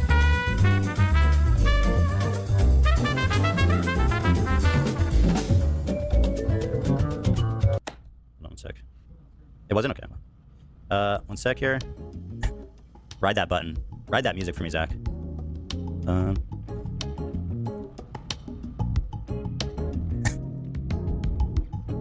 What is this one? Oh, this is a bad timestamp. Anyway, that's what that is. I'm gonna make a whole video about it. Basically, is what I'm planning. But it came up just out of nowhere, kind of. But I've got. It didn't come up out of nowhere, dude. You specifically brought a list of all of the examples that you were able to trace, all of the examples you were able to scour from the internet. You brought that list onto your show specifically to talk about. What do you mean it came up? Hasan's dick came up out of nowhere on my feed. I don't know where that came from, guys. Dude, it came up out of nowhere. You just showed everyone the video. All of those clips are going to be in the video. Do you have new content of this? A lot more than that. And that's all I have to say. But it came up. Oh, he has a lot more than that. Okay, good. Just out of nowhere, kind of. But I've got a lot more than that. And that's all I have to say. All right. Well, everybody, it's been a good time, hasn't it? Okay. Holy God, dude. This show is falling apart. So Ethan Klein spends... When does he start talking about Hasan's sex life? From 2:50 to about 3. So he spends about like 20 minutes talking about Hasan's sex life. Has to button himself, censor himself from whatever the fuck he said about Hasan. That he has sex with underage women, that he's like a predator, that he preys on his fans. Let your imagination run wild because we don't know what he said. Comes back after censoring himself, is like, I'm gonna make a video about Hasan's sex life. Alright, bye. Dude, this show is a fucking joke, man. Oh my God. I'm not obsessed with Hasan's sex life. Let me talk about it for 20 minutes and then say I'm gonna make a highly edited video about it. Oh man. I'm sorry, but Olivia's silence was loud during the nude section about woman. Are these people bots? Love you, girl. You're so much. I love you, girl. You're so much. I think it's a bot. Our silence means something. The crew should remember that quote every time they choose to be silent on just one particular topic / person. Dude, Ethan Klein was criticizing Hasan for not knowing his body count. What do you want the crew to do? You'll have no problem speaking up on other topics. I mean, maybe... I'm going to agree with these people. I think the crew needs to be way more critical of Ethan Klein, way more defensive of Hasan being a normal person, and start actually challenging this crazy bastard that's running this show. Like, let's get some more input, crew, but I think they're just afraid of getting fired, and that's why they're silent. I'm with all of these comments on this podcast. Holy shit. Okay, do we have anything else? I think we're going to cover like the Hasan death threats towards Hila, or the alleged death threats, and it's not death threats at all. I don't know if I spoke of it before. Beautiful segue. Oh, Olivia, speaking of wild messages, I don't know if I spoke of it before. Beautiful segue. So you got, this is just an unsolicited Instagram DM? Yeah. I got a pretty poetic first message from someone, and then they clarified very specifically what exactly they were saying. You want to read it? I would, yeah, absolutely. I will read it. So I posted like a cute little selfie, and this person responded, "Be honest. What would it take realistically to go down on you? Personality-wise, we aren't compatible, but I mean, I would make you come like 5 times in 15 minutes if you would give me one chance. That's all I ask." And then he said, "And by that, I mean I'd eat your pussy, just saying." That is so vile. I was so offended that he thinks we won't get along. What the f is the problem? Yeah, I saw. That is funny. Our personalities aren't going to mesh. I'm not going to want to date you. Yeah, I mean, I don't like it, obviously, but like, it doesn't hurt me. It's just the internet. Yeah, it's just silly. Yeah, silly business. But you think, I wonder if he's being totally serious, where he's like, I'll do this. Maybe I should take him. I should show me. Maybe I should just see what tell him. happens. Yeah. Okay, okay.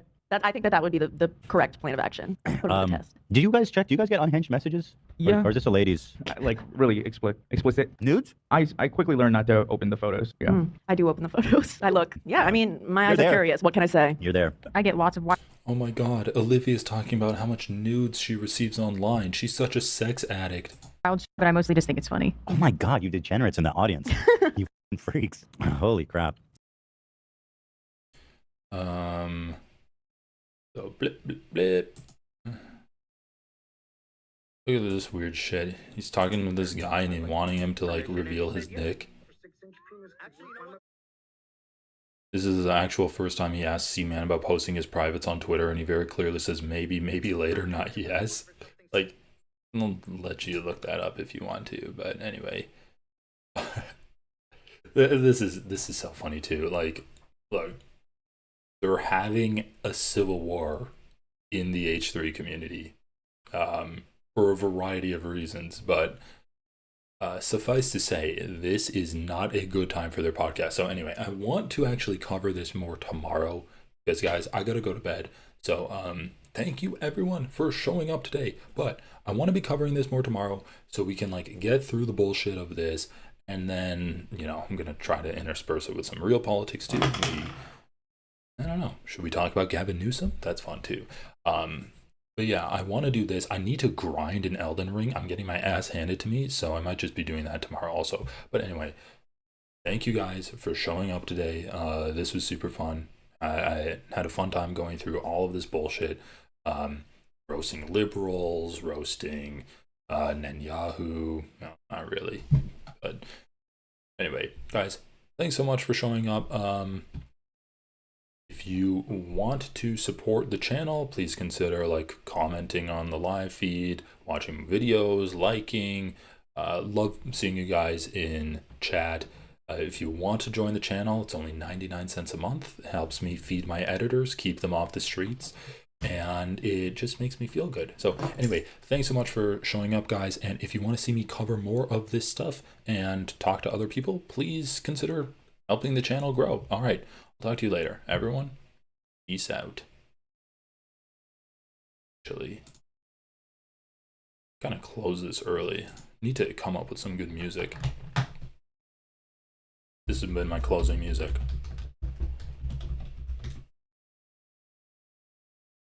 All